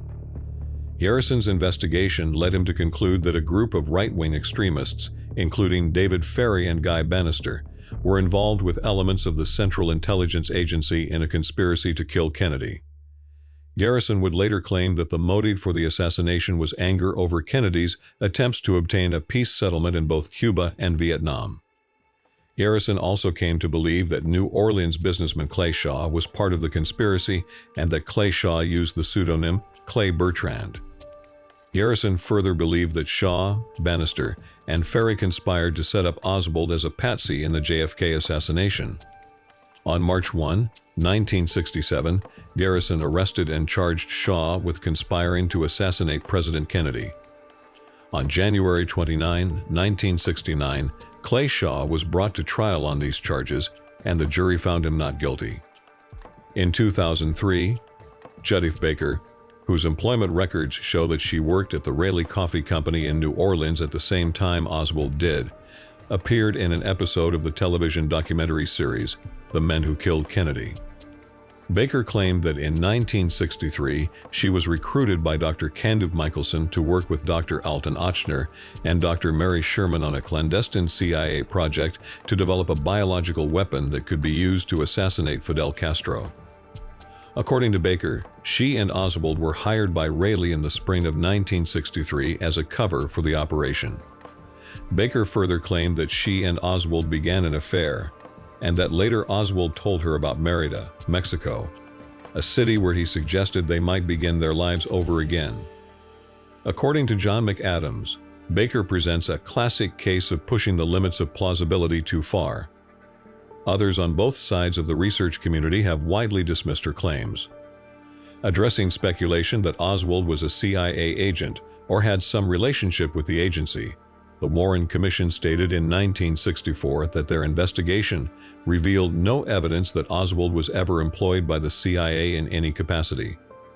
The House Select Committee on Assassinations reported similarly in 1979 that there was no indication in Oswald's CIA file that he had ever had contact with the agency, and concluded that the CIA was not involved in the assassination of Kennedy.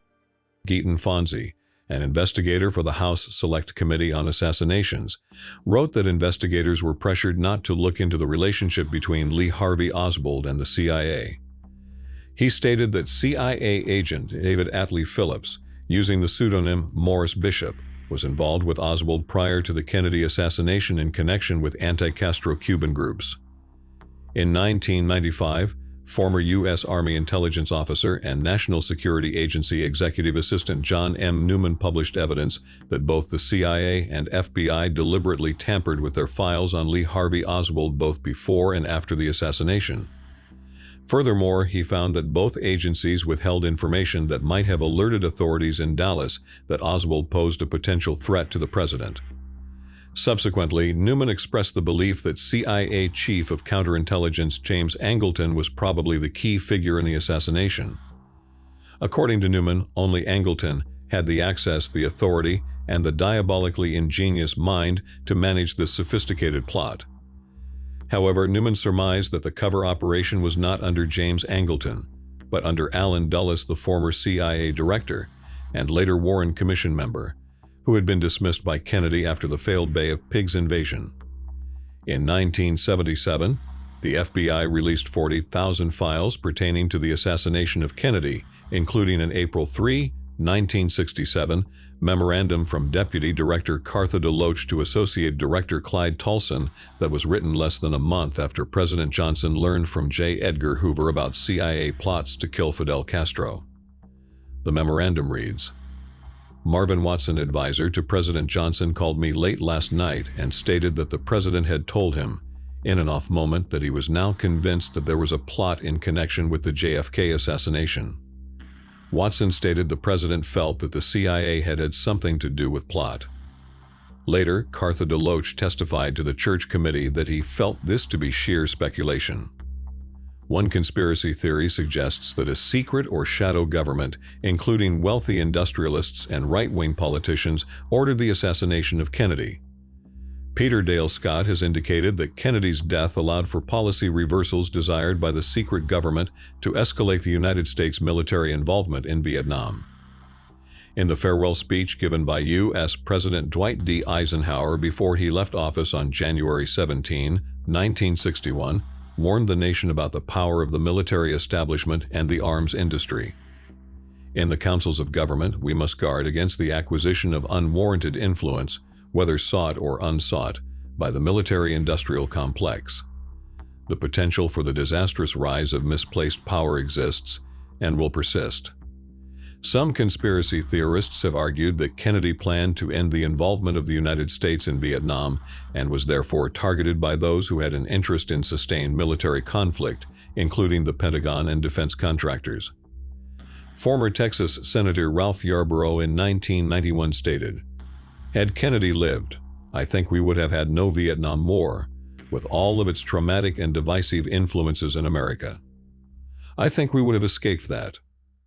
According to author James W. Douglas, Kennedy was assassinated because he was turning away from the Cold War and seeking a negotiated peace with the Soviet Union. Douglas argued that this was not the kind of leadership the CIA, the Joint Chiefs of Staff, and the military-industrial complex wanted in the White House. Oliver Stone's film, JFK, explored the possibility that Kennedy was killed by a conspiracy involving the military-industrial complex. L. Fletcher Prouty, Chief of Special Operations for the Joint Chiefs of Staff under Kennedy, and the person who inspired the character Mr. X in Stone's film, wrote that Kennedy's assassination was actually a coup d'etat. The House Select Committee on Assassinations reported that it investigated alleged Secret Service complicity in the assassination and concluded that the Secret Service was not involved. However, the HSCA declared that the Secret Service was deficient in the performance of its duties. Among its findings, the HSCA noted, 1. That President Kennedy had not received adequate protection in Dallas. 2. That the Secret Service possessed information that was not properly analyzed, investigated, or used by the Secret Service in connection with the President's trip to Dallas. And 3. That the Secret Service agents in the motorcade were inadequately prepared to protect the President from a sniper. The HSCA specifically noted, no actions were taken by the agent in the right front seat of the presidential limousine Roy Kellerman to cover the president with his body, although it would have been consistent with Secret Service procedure for him to have done so. The primary function of the agent was to remain at all times in close proximity to the president in the event of such emergencies. Some argue that the lack of Secret Service protection occurred because Kennedy himself had asked that the Secret Service make itself discreet during the Dallas visit. However, Vince Palomara, who interviewed several Secret Service agents assigned to the Kennedy detail, disputes this. Palomara reports that Secret Service driver Sam Kinney told him that requests, such as removing the bubble top from the limousine in Dallas, not having agents positioned beside the limousine's rear bumper, and reducing the number of Dallas police motorcycle outriders near the limousine's rear bumper, were not made by Kennedy. In the echo from Dealey Plaza, Abraham Bolden, the first African-American on the White House Secret Service detail, claimed to have overheard agents say that they would not protect Kennedy from would-be assassins. Questions regarding the forthrightness of the Secret Service increased in the 1990s when the Assassination Records Review Board, which was created when Congress passed the JFK Records Act, requested access to Secret Service records. The review board was told by the Secret Service that in January 1995, in violation of the JFK Records Act, the Secret Service destroyed protective survey reports that covered JFK trips from September 24 through November 8, 1963. The House Select Committee on Assassinations wrote, "The committee believes, on the basis of the evidence available to it, that anti-Castro Cuban groups, as groups, were not involved in the assassination of President Kennedy, but that the available evidence does not preclude the possibility that individual members may have been involved." With the 1959 Cuban Revolution that brought Fidel Castro to power, many Cubans left Cuba to live in the United States. Many of these exiles hoped to overthrow Castro and return to Cuba. Their hopes were dashed with the failed Bay of Pigs invasion in 1961, and many blamed President Kennedy for the failure. The House Select Committee on Assassinations concluded that some militant Cuban exiles might have participated in Kennedy's murder. These exiles worked closely with CIA operatives in violent activities against Castro's Cuba. In 1979, the committee reported, "President Kennedy's popularity among the Cuban exiles had plunged deeply by 1963. Their bitterness is illustrated in a tape recording of a meeting of anti-Castro Cubans and right-wing Americans in the Dallas suburb of Farmers Branch on October 1, 1963. Author Joan Didion explored the Miami anti-Castro Cuban theory in her 1987 book Miami. She discussed Marita Lawrence's testimony regarding Guillermo Novo, a Cuban exile who, in 1964, was involved in shooting a bazooka at the headquarters of the United Nations building from the East River during a speech by Che Guevara. Allegedly, Novo was affiliated with Lee Harvey Oswald and Frank Sturgis. Lawrence claimed that she, Oswald, and 7 anti-Castro Cubans transported weapons from Miami to Dallas in 2 cars just prior to the assassination. These claims, though put forth to the House Assassinations Committee by Lawrence, have never been substantiated. Don DeLillo dramatized the Cuban theory in his 1988 novel Libra. In 1964, the Warren Commission found no evidence linking Ruby's killing of Oswald with any broader conspiracy to assassinate President Kennedy. The Commission concluded, based on its evaluation of the record, the Commission believes that the evidence does not establish a significant link between Ruby and organized crime. Both state and federal officials have indicated that Ruby was not affiliated with organized criminal activity. However, in 1979, the House Select Committee on Assassinations wrote, "The committee believes, on the basis of the evidence available to it, that the National Syndicate of Organized Crime as a group was not involved in the assassination of President Kennedy, but that the available evidence does not preclude the possibility that individual members may have been involved." Robert Blakey, who was chief counsel for the House Select Committee on Assassinations, would later conclude in his book, The Plot to Kill the President, that New Orleans mafia boss Carlos Marcello was likely part of a mafia conspiracy behind the assassination, and that the mafia had the means and the opportunity required to carry it out.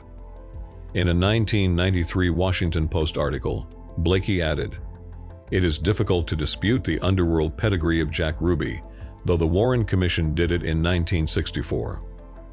Author Gerald Posner similarly ignores Ruby's ties to Joseph Civello, the organized crime boss in Dallas. His relationship with Joseph Campisi, the no-two man in the mob in Dallas, is even more difficult to ignore. In fact, Campisi and Ruby were close friends. They had dinner together at Campisi's restaurant, the Egyptian Lounge, on the night before the assassination. After Ruby was jailed for killing Oswald, Campisi regularly visited him. The Select Committee thought Campisi's connection to Marcello was telling. He told us, for example, that every year at Christmas he sent 260 pounds of Italian sausage to Marcello, a sort of mafia tribute. We'd also learned that he called New Orleans up to 20 times a day.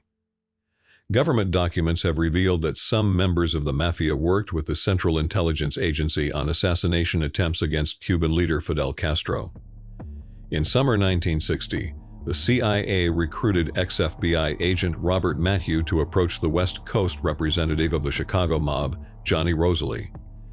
When Matthew contacted Roselli, Matthew hid the fact that he was sent by the CIA, instead portraying himself as an advocate for international corporations. He offered to pay $150,000 to have Castro killed, but Roselli declined any pay. Roselli introduced Matthew to two men he referred to as Sam Gold and Joe. Sam Gold was Sam Giancana. Joe was Santo Traficante, Jr., the Tampa, Florida, boss and one of the most powerful mobsters in pre-revolution Cuba. Glenn Kessler of the Washington Post explained, "After Fidel Castro led a revolution that toppled a friendly government in 1959, the CIA was desperate to eliminate him. So the agency sought out a partner equally worried about Castro, the Mafia, which had lucrative investments in Cuban casinos." In his memoir, Bound by Honor, Bill Bonanno, son of New York Mafia boss Joseph Bonanno, disclosed that several Mafia families had long-standing ties with the anti-Castro Cubans through the Havana casinos operated by the Mafia before the Cuban Revolution.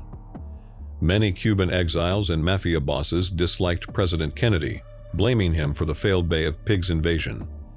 They also disliked his brother, then United States Attorney General Robert F. Kennedy, who had conducted an unprecedented legal assault on organized crime. This was especially provocative because several Mafia families had allegedly worked with JFK father, Joseph Kennedy, to get JFK elected. Both the Mafia and the anti-Castro Cubans were experts in assassination, the Cubans having been trained by the CIA. Bonanno reported that he recognized the high degree of involvement of other Mafia families when Jack Ruby killed Oswald, since Bonanno was aware that Ruby was an associate of Chicago mobster Sam Giancana. Some conspiracy researchers have alleged a plot involving elements of the Mafia, the CIA, and the anti-Castro Cubans, including Anthony Summers, who stated, "Sometimes people sort of glaze over about the notion that the Mafia and U.S. intelligence and the anti-Castro activists were involved together in the assassination of President Kennedy. In fact, there's no contradiction there. Those three groups were all in bed together at the time and had been for several years in the fight to topple Fidel Castro." News reporter Ruben Castander wrote in 2012, "Based on the evidence, it is likely that JFK was killed by a coalition of anti-Castro Cubans, the mob, and elements of the CIA." In his book, They Killed Our President, former Minnesota Governor Jesse Ventura concluded, John F. Kennedy was murdered by a conspiracy involving disgruntled CIA agents, anti-Castro Cubans, and members of the Mafia, all of whom were extremely angry at what they viewed as Kennedy's appeasement policies toward communist Cuba and the Soviet Union. Carlos Marcello allegedly threatened to assassinate the president to short-circuit his younger brother, Attorney General Robert Kennedy, who was leading the administration's anti-mafia crusade. Information released in 2006 by the FBI has led some to conclude that Carlos Marcello confessed to his cellmate in Texas, Jack Van Lanningham, an FBI informant, using a transistor radio that was bugged by the FBI, to having organized Kennedy's assassination, and that the FBI covered up this information that it had in its possession. In his book, Contract on America, David Schein provided evidence that Mafia leaders Carlos Marcello, Santo Traficante, Jr., and Jimmy Hoffa ordered the assassination of President Kennedy. Schein cited in particular a 25-fold increase in the number of out-of-state telephone calls from Jack Ruby to associates of these crime bosses in the months before the assassination, and to an attempted confession by Jack Ruby while in prison. David E. Kaiser has also suggested mob involvement in his book, The Road to Dallas. Investigative reporter Jack Anderson concluded that Fidel Castro worked with organized crime figures to arrange the JFK assassination. In his book Peace, War, and Politics, Anderson claimed that Mafia member Johnny Roselli gave him extensive details of the plot. Anderson said that although he was never able to independently confirm Roselli's entire story, many of Roselli's details checked out. Anderson said that Oswald may have played a role in the assassination, but that more than one gunman was involved. Johnny Roselli, as previously noted, had worked with the CIA on assassination attempts against Castro. The History Channel program The Men Who Killed Kennedy presented additional claims of organized crime involvement. Christian David was a Corsican mafia member interviewed in prison. He said that he was offered the assassination contract on President Kennedy, but that he did not accept it. However, he said that he knew the men who did accept the contract. According to David, there were 3 shooters. He provided the name of one, Lucian Sardi. David said that since the other 2 shooters were still alive, it would break a code of conduct for him to identify them. When asked what the shooters were wearing, David noted their modus operandi was to dress in costumes, such as official uniforms. Much of Christian David's testimony was confirmed by former Corsican member Michelle Nicole, who was part of the DEA Witness Protection Program. The book Ultimate Sacrifice by Lamar Waldron and Thom Hartman attempted to synthesize these theories with new evidence. The authors argued that government officials felt obliged to help the assassins cover up the truth because the assassination conspiracy had direct ties to American government plots to assassinate Castro. Outraged at Robert Kennedy's attack on organized crime, mob leaders had President Kennedy killed to remove Robert from power. A government investigation of the plot was thwarted, the authors allege, because it would have revealed embarrassing evidence of American government involvement with organized crime and plots to kill Castro. A 2003 Gallup poll indicated that nearly 20% of Americans suspected Lyndon B. Johnson of being involved in the assassination of Kennedy. Critics of the Warren Commission have accused Johnson of plotting the assassination because he disliked the Kennedys and feared that he would be dropped from the Democratic ticket for the 1964 election. According to journalist Max Holland, the first published allegation that Johnson perpetrated the assassination of Kennedy appeared in Penn Jones, J.R. Dott's book Forgive My Grief, self-published in May 1966. In the book, Jones provided excerpts of a letter purported to have been authored by Jack Ruby charging LBJ with the murder of the president. With his 1968 book, The Dark Side of Lyndon Baines Johnson, Joachim Johnson is credited by Bugliosi as being the first conspiracy author to accuse Johnson of having a role in the assassination. According to Johnson played the leading part in a conspiracy that involved the Dallas oligarchy and local branches of the CIA, the FBI, and the Secret Service. Others who have indicated there was complicity on the part of Johnson include Jim Mars, Ralph D. Thomas, J. Gary Shaw, Larry Harris, Walt Brown, Noel Twyman, Bar McClellan, Craig Zerbel, Philip F. Nelson, and Meline Brown. The fact that JFK was seriously considering dropping Johnson from the ticket in favor of NC Governor Terry Sanford should Kennedy run in 1964 has been cited as a possible motive for Johnson's complicity in the assassination. In 1968, Kennedy's personal secretary Evelyn Lincoln wrote in her book, Kennedy and Johnson, that President Kennedy had told her that Lyndon B. Johnson would be replaced as Vice President of the United States.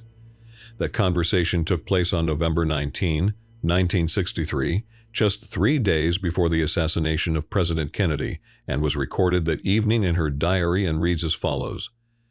As Mr. Kennedy sat in the rocker in my office, his head resting on its back, he placed his left leg across his right knee. He rocked slightly as he talked. In a slow, pensive voice, he said to me, "You know, if I am re-elected in '64, I am going to spend more and more time toward making government service an honorable career. I would like to tailor the executive and legislative branches of government so that they can keep up with the tremendous strides and progress being made in other fields. I'm going to advocate changing some of the outmoded rules and regulations in the Congress, such as the seniority rule. To do this, I will need as a running mate in '64 a man who believes as I do." Mrs. Lincoln went on to write, "I was fascinated by this conversation and wrote it down verbatim in my diary. Now I asked, 'Who is your choice as a running mate?' He looked straight ahead, and without hesitating he replied, 'At this time I am thinking about Governor Terry Sanford of North Carolina, but it will not be Lyndon.'" In 2003, researcher Bar McClellan published the book Blood, Money, and Power. McClellan claims that Johnson, motivated by the fear of being dropped from the Kennedy ticket in 1964 and the need to cover up various scandals, masterminded Kennedy's assassination with the help of his friend, Austin attorney Edward A. Clark. The book suggests that a smudged partial fingerprint from the sniper's nest likely belonged to Johnson's associate Malcolm "Mac" Wallace, and that Mac Wallace was, therefore, on the 6th floor of the depository at the time of the shooting. The book further claims that the killing of Kennedy was paid for by oil magnates, including Clint Murchison and H.L. Hunt. McClellan states that the assassination of Kennedy allowed the oil depletion allowance to be kept at 27.5%. It remained unchanged during the Johnson presidency. According to McClellan, this resulted in a saving of over $100 million to the American oil industry. McClellan's book subsequently became the subject of an episode of Nigel Turner's ongoing documentary television series, The Men Who Killed Kennedy. The episode, The Guilty Men, drew angry condemnation from the Johnson family, Johnson's former aides, and former presidents Gerald Ford, who was a member of the Warren Commission, and Jimmy Carter following its airing on the History Channel. The History Channel assembled a committee of historians who concluded the accusations in the documentary were without merit, and the History Channel apologized to the Johnson family and agreed not to air the series in the future. Meline Brown, who alleged she was the mistress of Johnson, also implicated him in a conspiracy to kill Kennedy. In 1997, Brown said that Johnson, along with H.L. Hunt, had begun planning Kennedy's demise as early as 1960. Brown claimed that by its fruition in 1963, the conspiracy involved dozens of persons, including the leadership of the FBI and the Mafia, as well as prominent politicians and journalists. In the documentary The Men Who Killed Kennedy, Meline Brown and May Newman, an employee of Texas oilman Clint Murchison, both placed FBI Director J. Edgar Hoover at a social gathering at Murchison's mansion the night before the assassination. Also in attendance, according to Brown, were John McCloy, Richard Nixon, George Brown, R.L. Thornton, and H.L. Hunt. Meline Brown claimed that Johnson arrived at the gathering late in the evening and, in a grating whisper, told her that the Kennedys will never embarrass me again. That's no threat, that's a promise.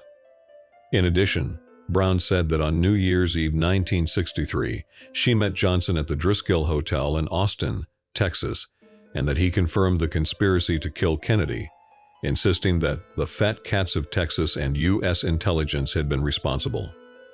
Brown reiterated her allegations against Johnson in the 2006 documentary Evidence of Revision. In the same documentary, several other Johnson associates also voiced their suspicions of Johnson. Dr. Charles Crenshaw authored the 1992 book JFK Conspiracy of Silence, along with conspiracy theorists Jens Hansen and J. Gary Shaw. Crenshaw was a third-year surgical resident on the trauma team at Parkland Hospital that attended to President Kennedy. He also treated Oswald after he was shot by Jack Ruby. While attending to Oswald, Crenshaw said that he answered a telephone call from Lyndon Johnson. Crenshaw said that Johnson inquired about Oswald's status, and that Johnson demanded a deathbed confession from the accused assassin Oswald. Crenshaw said that he relayed Johnson's message to Dr. Shires, but that Oswald was in no condition to give any statement. Critics of Crenshaw's allegations state that Johnson was in his limousine at the moment the call would have been made, that no one in his car corroborated that the call was made, and that there is no record of such a call being routed through the White House switchboard. Former CIA agent and Watergate figure E. Howard Hunt accused Johnson, along with several CIA agents whom he named, of complicity in the assassination in his posthumously released autobiography American Spy, My Secret History in the CIA, Watergate, and Beyond. Referencing that section of the book, Tim Weiner of the New York Times called into question the sincerity of the charges, and William F. Buckley, Jr., who wrote the foreword, said material was clearly ghostwritten. Shortly afterwards, an audio-taped deathbed confession in which Hunt claimed first-hand knowledge of a conspiracy as a co-conspirator was released by his sons. The authenticity of the confession was also met with some skepticism. In 1984, convicted swindler Billy Saul Estes made statements to a grand jury in Texas indicating that he had inside knowledge that implicated Johnson in the death of Kennedy and others. Historian Michael L. Kurtz wrote that there is no evidence suggesting that Johnson ordered the assassination of Kennedy. According to Kurtz, Johnson believed Fidel Castro was responsible for the assassination and that Johnson covered up the truth because he feared the possibility that retaliatory measures against Cuba might escalate to nuclear war with the Soviet Union. In 2012, biographer Robert Caro published his fourth volume on Johnson's career, The Passage of Power, which chronicles Johnson's communications and actions as vice president and describes the events leading up to the assassination. Caro wrote that nothing that I have found in my research points to involvement by Johnson. Political consultant and convicted felon Roger Stone believes that Johnson orchestrated Kennedy's assassination. He also claims that Rafael Cruz, father of Texas Senator and Republican presidential candidate for the 2016 elections Ted Cruz, is tied to Lee Harvey Oswald. On November 29, 1963, exactly 1 week after the assassination, an employee of the FBI wrote in a memo that Mr. George Bush of the Central Intelligence Agency was given a briefing on the reaction to the assassination by Cuban exiles living in Miami. Some have alleged that the George Bush cited in this memo is the future U.S. President George H.W. Bush, who was appointed head of the CIA by President Gerald Ford in 1976, 13 years after the assassination. During Bush's presidential campaign in 1988, the memo resurfaced, prompting the CIA to claim that the memo was referring to an employee named George Williams Bush. However, George Williams Bush disputed this suggestion, declaring under oath that I am not the George Bush of the Central Intelligence Agency referred to in the memorandum. On the website JFK Facts, author Jefferson Morley writes that any communication by Bush with the FBI or CIA in November 1963 does not necessarily demonstrate culpability in the assassination, and that it is unclear whether Bush had any affiliation with the CIA prior to his appointment to head the agency in 1976. Bush biographer Kitty Kelly alleges that Bush was unable to remember his whereabouts on the day of Kennedy's assassination, despite the fact that this information is known. The day of the assassination, Bush flew to Tyler, Texas, to make an appearance ahead of his upcoming campaign for the U.S. Senate in 1964, and spoke to the FBI about a local who had threatened Kennedy. The previous day, Bush had been in Dallas to speak at an oil industry meeting. Morley has suggested the possibility that Bush's report to the FBI was a cover story, but cautioned that speculation, however plausible, isn't evidence, and that Kelly is not the most reliable of sources. Those who believe that Bush may have been involved in the assassination have presented photographic evidence of a man resembling Bush in Dealey Plaza at the time of the assassination. However, Morley argues this evidence is weak, as no comparative measurements of the two men's facial features has been made. Bush was already an announced Senate candidate for several months by the time of the assassination, and thus had received much press attention. No eyewitnesses have publicly recalled seeing Bush at the scene, though his opponent, incumbent Senator Ralph Yarborough, passed by in the presidential motorcade. In September 1976, George de Mohrenschildt, a Dallas petroleum geologist and a friend of both Bush and Lee Harvey Oswald, wrote a letter to Bush, then director of the CIA, asking for his assistance. Mohrenschildt was being pressured by House Select Committee on Assassinations investigators to testify on the assassination, causing him to write the letter in distress. Bush responded to Mohrenschildt's letter, but said he would be unable to help. Mohrenschildt committed suicide 6 months later, before testifying to the HSCA. Morley argues that the letter's existence and Bush's response does not demonstrate guilt for either man, but merely that Bush was uninterested in questioning the CIA account of the assassination. In its report, the Warren Commission stated that it had investigated dozens of allegations of a conspiratorial contact between Oswald and agents of the Cuban government, and had found no evidence of Cuban involvement in the assassination of President Kennedy. The House Select Committee on Assassinations also wrote, the committee believes, on the basis of the evidence available to it, that the Cuban government was not involved in the assassination of President Kennedy. However, some conspiracy theorists continue to allege that Fidel Castro ordered the assassination of Kennedy in retaliation for the CIA previous attempts to assassinate him. In the early 1960s, Claire Booth Luce, wife of Time Life publisher Henry Luce, was one of a number of prominent Americans who sponsored anti-Castro groups. This support included funding exiles in commando speedboat raids against Cuba. In 1975, Claire Luce said that on the night of the assassination, she received a call from a member of a commando group she had sponsored. According to Luce, the caller's name was something like Julio Fernandez, and he claimed he was calling her from New Orleans. According to Luce, Fernandez told her that Oswald had approached his group with an offer to help assassinate Castro. Fernandez further claimed that he and his associates eventually found out that Oswald was a communist and supporter of Castro. He said that with this newfound knowledge, his group kept a close watch on Oswald until Oswald suddenly came into money and went to Mexico City and then Dallas. Finally, according to Luce, Fernandez told her, "There is a Cuban communist assassination team at large and Oswald was their hired gun." Luce said that she told the caller to give his information to the FBI. Subsequently, Luce would reveal the details of the incident to both the Church Committee and the HSCA. Both committees investigated the incident, but were unable to uncover any evidence to corroborate the allegations. In May 1967, CIA Director Richard Helms told President Lyndon Johnson that the CIA had tried to assassinate Castro. Helms further stated that the CIA had employed members of the Mafia in this effort, and that CIA plots to assassinate Fidel Castro dated back to August of 1960, to the Eisenhower administration.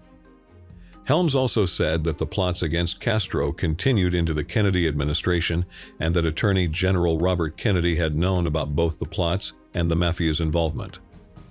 On separate occasions, Johnson told two prominent television newsmen that he believed that JFK assassination had been organized by Castro as retaliation for the CIA efforts to kill Castro.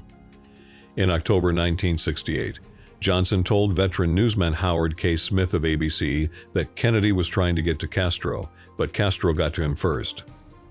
In September 1969, in an interview with Walter Cronkite of CBS, Johnson said in regard to the assassination, "I could not honestly say that I've ever been completely relieved of the fact that there might have been international connections," and referenced unnamed others. Finally, in 1971, Johnson told his former speechwriter Leo Janos of Time magazine that he never believed that Oswald acted alone. In 1977, Castro was interviewed by newsman Bill Moyers.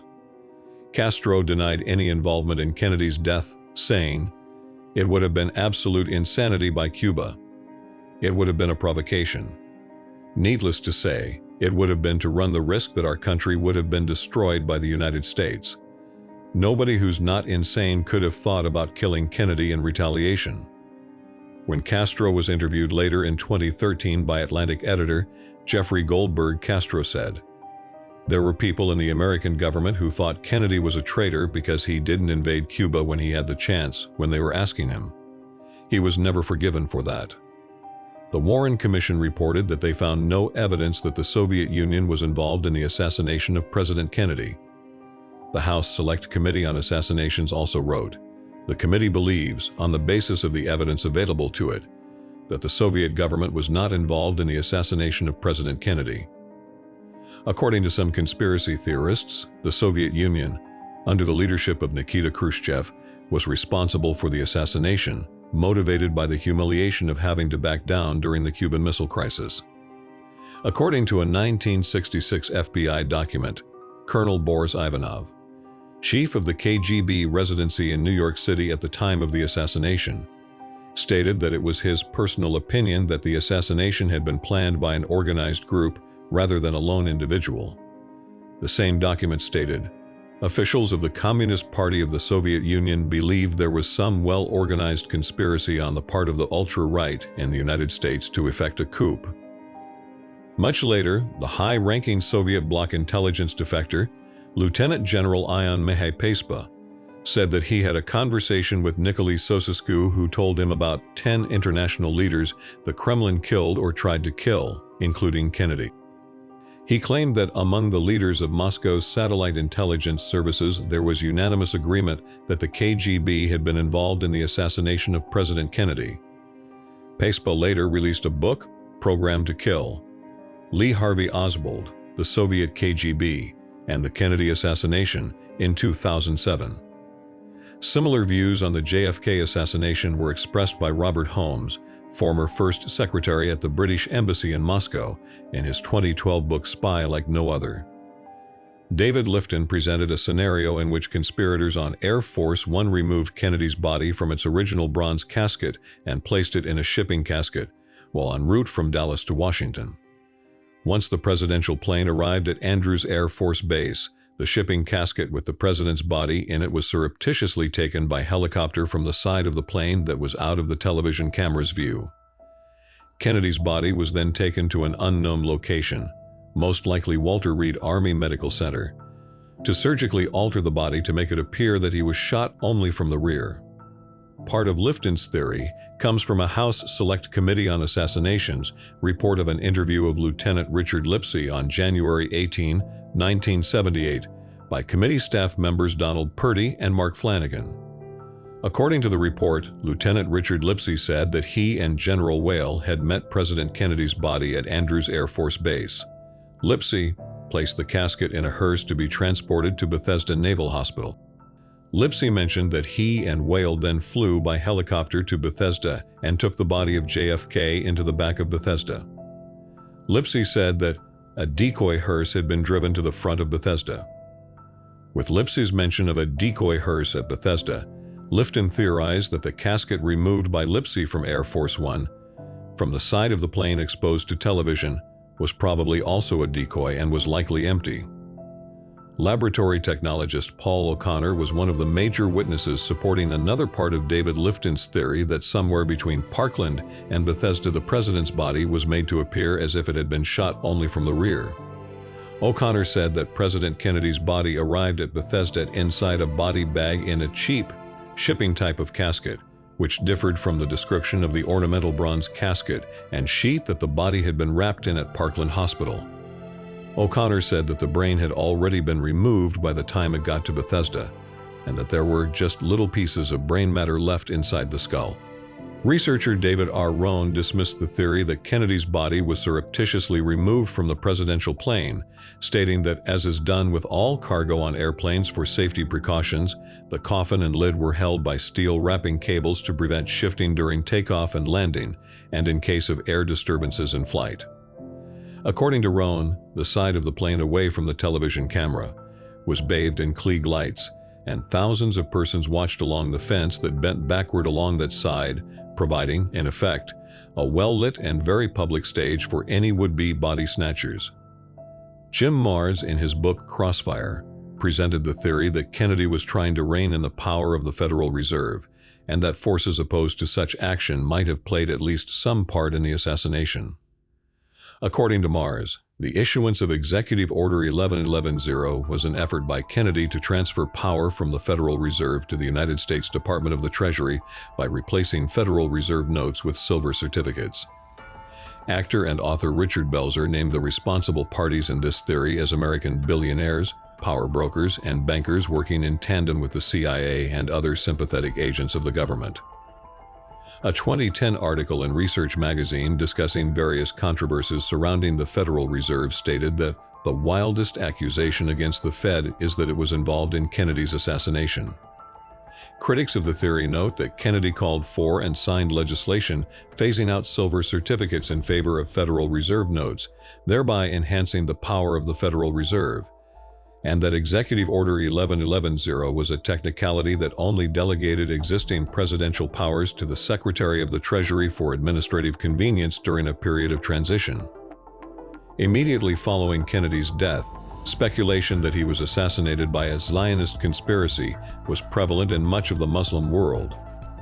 Among these views were that Zionists were motivated to kill Kennedy due to his opposition to an Israeli nuclear program, that Lyndon B. Johnson received orders from Zionists to have Kennedy killed, and that the assassin was a Zionist agent.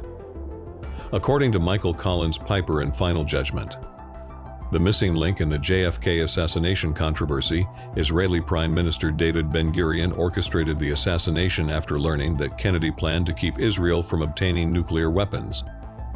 Piper said that the assassination was a joint enterprise conducted on the highest levels of the American CIA in collaboration with organized crime, and most specifically with direct and profound involvement by the Israeli intelligence service, the Mossad.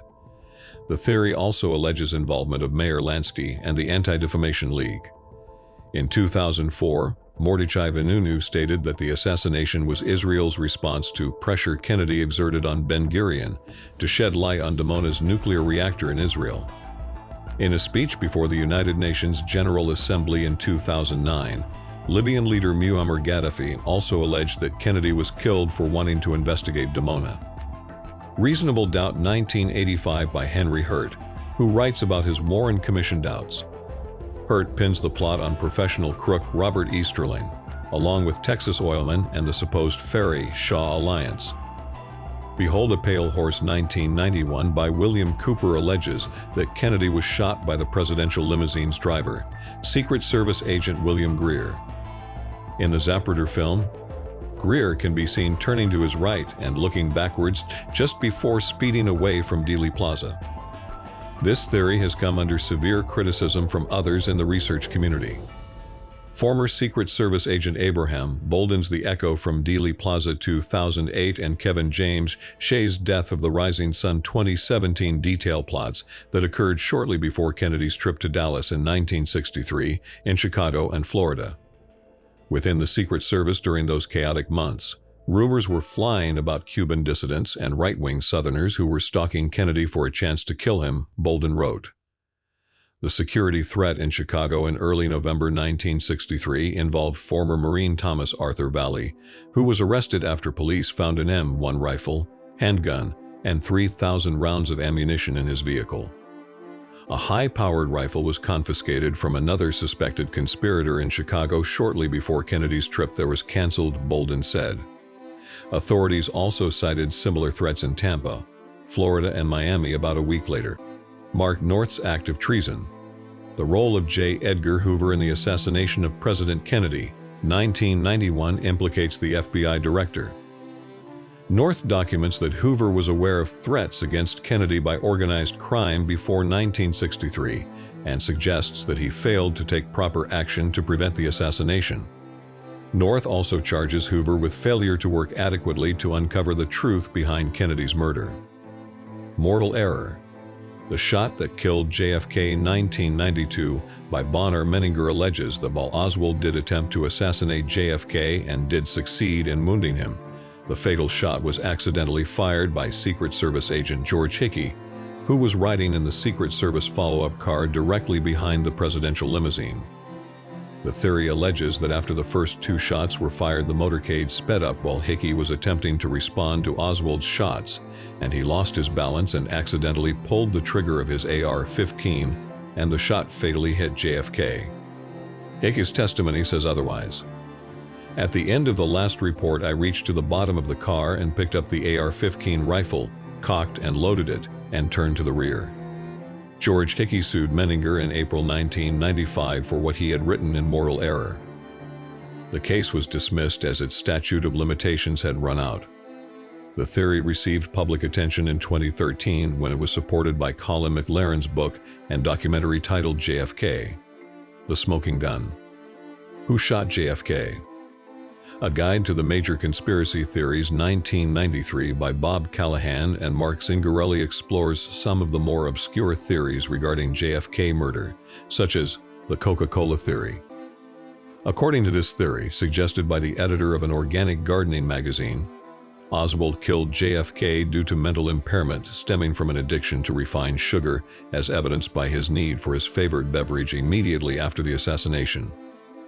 Passport to Assassination 1993 by Oleg M. Nechepurenko, the Soviet consular official and highly placed KGB officer who met with Oswald in Mexico City in 1963. He was afforded the unique opportunity to interview Oswald about his goals, including his genuine desire for a Cuban visa. His conclusions were: 1. That Oswald killed Kennedy due to extreme feelings of inadequacy versus his wife's professed admiration for JFK, and 2. That the KGB never sought intelligence information from Oswald during his time in the USSR as they did not trust his motivations. Norman Mailer's Oswald's Tale.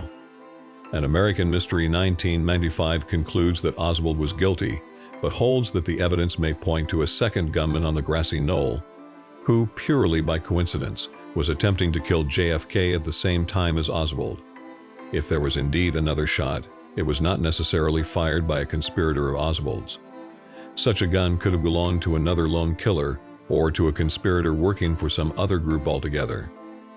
The Kennedy Mutiny 2002 by Will Fritz, not the same as Police Captain J. Will Fritz, claims that the assassination plot was orchestrated by General Edwin Walker and that he framed Oswald for the crime. JFK. The Second Plot 2002 by Matthew Smith explores the strange case of Roscoe White. In 1990, Roscoe's son Ricky made public a claim that his father, who had been a Dallas police officer in 1963, was involved in killing the president. Roscoe's widow Geneva also claimed that before her husband's death in 1971, he left a diary in which he claims he was one of the marksmen who shot the president, and that he also killed Officer J.D. Tippit. David Rohn's The Zapruder film 2003 concludes that the shot that killed JFK and JFK throat and back wounds were caused by in and through shots originating from the Grassy knoll. 3 shots were fired from 3 different angles, none of them from the 6th floor window of the Texas Schoolbook Depository.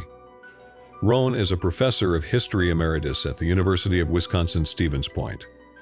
The Gemstone File, a memoir 2006 by Stephanie Caruana, posits that Oswald was part of a 28-man assassination team that included 3 U.S. Mafia hitmen Jimmy Frasciano, John Rosalie, and Eugene Brading. Oswald's role was to shoot John Canale. Bruce Roberts, author of the Gemstone File papers, claimed that the JFK assassination scenario was modeled after a supposed attempted assassination of President F.D. Roosevelt. Roosevelt was riding in an open car with Mayor Anton Cermak of Chicago. Cermak was shot and killed by Giuseppe Zangara. In Dallas, JFK was the real target and Canale was a secondary target. The JFK assassination is only a small part of the Gemstone Files account.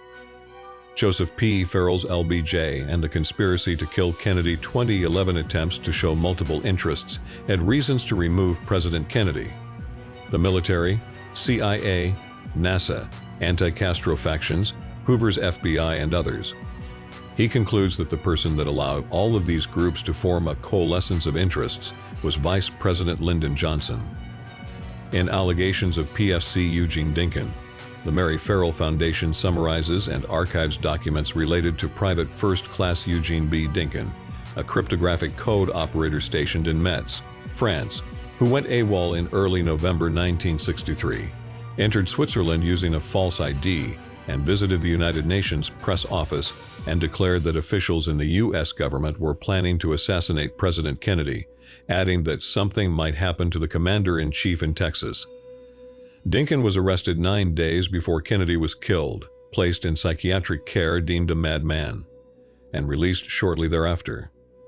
His allegations eventually made their way to the Warren Commission, but according to the Farrell Foundation account, the commission took no interest in the matter, and indeed omitted any mention of Dinkin from its purportedly encyclopedic 26 volumes of evidence. Described by the Associated Press as one of the strangest theories, Hugh MacDonald's appointment in Dallas stated that the Soviet government contracted with a rogue CIA agent named Saul to have Kennedy killed. MacDonald said he worked for the CIA on assignment for $100 a day and met Saul at the agency's headquarters after the Bay of Pigs invasion. According to MacDonald, his CIA mentor told him that Saul was the world's best assassin. MacDonald stated that after the assassination, he recognized the man's photo in the Warren Commission report and eventually tracked him to a London hotel in 1972. MacDonald stated that Saul assumed he too was a CIA agent and confided to him that he shot Kennedy from a building on the other side of the street from the Texas Schoolbook Depository. Nomenclature on an Assassination Cabal 1970 by William Torbett. The pseudonymous author claimed to be a lawyer with investigative skills working in the South. Torbett was one of the earliest writers to publicly criticize the official Warren Commission report, and his book claimed that the Warren Commission report covered up the fact that the U.S. government was aware of a plot to kill Kennedy and failed to take action against the plot. Despite the work's obscurity, the claim of government awareness and negligence regarding a plot to kill Kennedy has since become a key framework surrounding discussion about the Kennedy assassination.